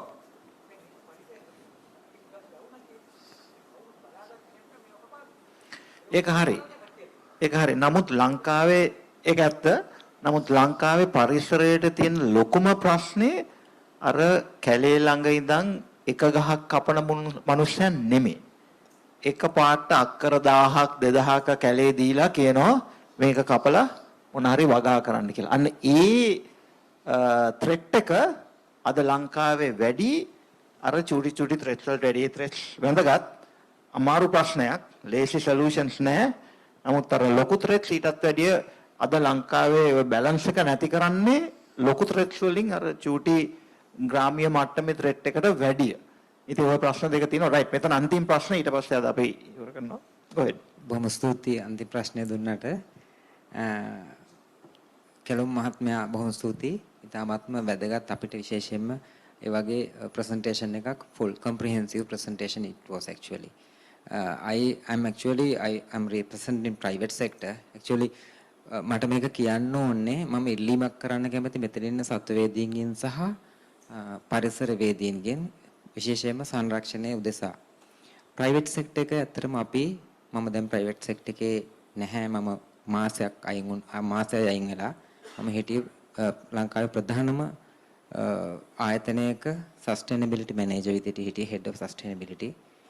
මම සෑහෙන උත්සාහ කරා අවුරුදු 7-8 ඇතුළත ඇත්තටම government එකේ වනජීවී සංරක්ෂණ දෙපාර්තමේන්තුවේ ෆොරස්ට් ඩිපාර්ට්මන්ට් එකත් එක්ක වැඩ කරන්න සෑහෙන අපිට ෆන්ඩ්ස් තියෙනවා ඇනුවලි අපි දානවා මිලියන 7-8-10 සමහර වෙලාවට සස්ටේනබිලිටි වලට නේචර් කන්සර්වේෂන් මොනවාරි කන්සර්වේෂන් වලට දානවා. නමුත් අපි දන්නේ නැහැ සෝස් එකක් සමහර වෙලාවට ඔය ප්‍රයිවට්ලි කරන කන්සර්වේෂනිස්ට්ලා අපි සමහරක් වෙලාවට දන්නේ නැහැ මොනවද තියෙන කන්සර්වේෂන් ප්‍රොජෙක්ට් කියලා දන්නේ නැහැ. අපි යන්නේ වයිල්ඩ් ලයිෆ් ඩිපාර්ට්මන්ට් එකට. ගියපු ගමන් සතියින් දෙකකින් එපා වෙනවා ආයන එක. ඉතින් ඒ නිසා අපි බොහොම අමාරුවෙන් මම දැන් බය නැහැ කියන්න. මොකද එලිෆන්ට් ට්‍රාන්සිට් හෝම් එකත් එක්ක අර ෆෝස්ට් පේරන්ටින් කියලා ඇඩැප්ටේෂන් එකක් කරා අපි මාස පතා 25000 දුන්නා. රිසිට් එක ගන්නත් පස්සෙන් යන්න උනා මාස ගාණක්. ඉතින් හරියම වෙහෙසකාරී ඔබතුමා කිව්වා වගේ. ඉතින් මම මෙතන ඉන්න කන්සර්වේෂනිස්ට්ලට කියන්නේ ප්‍රයිවට් ආයතන අපි ඉන්නවා. ඇත්තටම සල්ලි විශාල ප්‍රමාණයක් දැන් වෙන් කරනවා ඇනුවලි. මොකද සස්ටේනබිලිටි කියන එක මාකටිං ටූල් එකක් වෙලා තියෙන්නේ. මාකටිං වලට හරි ප්‍රයිවට් ආයතන දැන් සස්ටේනබිලිටි පස්සේ යන්න වෙලා තියෙනවා. It is a need, urgent. It's a moonshot requirement of the world. So please go to private sector. There are private sector waiting for to contribute. So this is a request actually. Ek question එකක් තියෙනවා. Are we using the latest technology the world is using to for the conservation? Are we using, and we'll have to identify the urgency.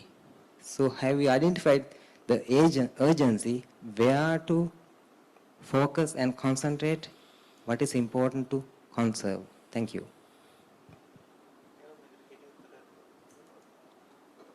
You are no answer. මම දන්නේ නැත්තම කියන්නේ. Yeah, actually, I have no proper idea about that. Yeah. ප්‍රශ්නෙට මම ඒ තමයි හිතන්න ඕනේ මම හිතන්න ඕනේ ඇත්තටම.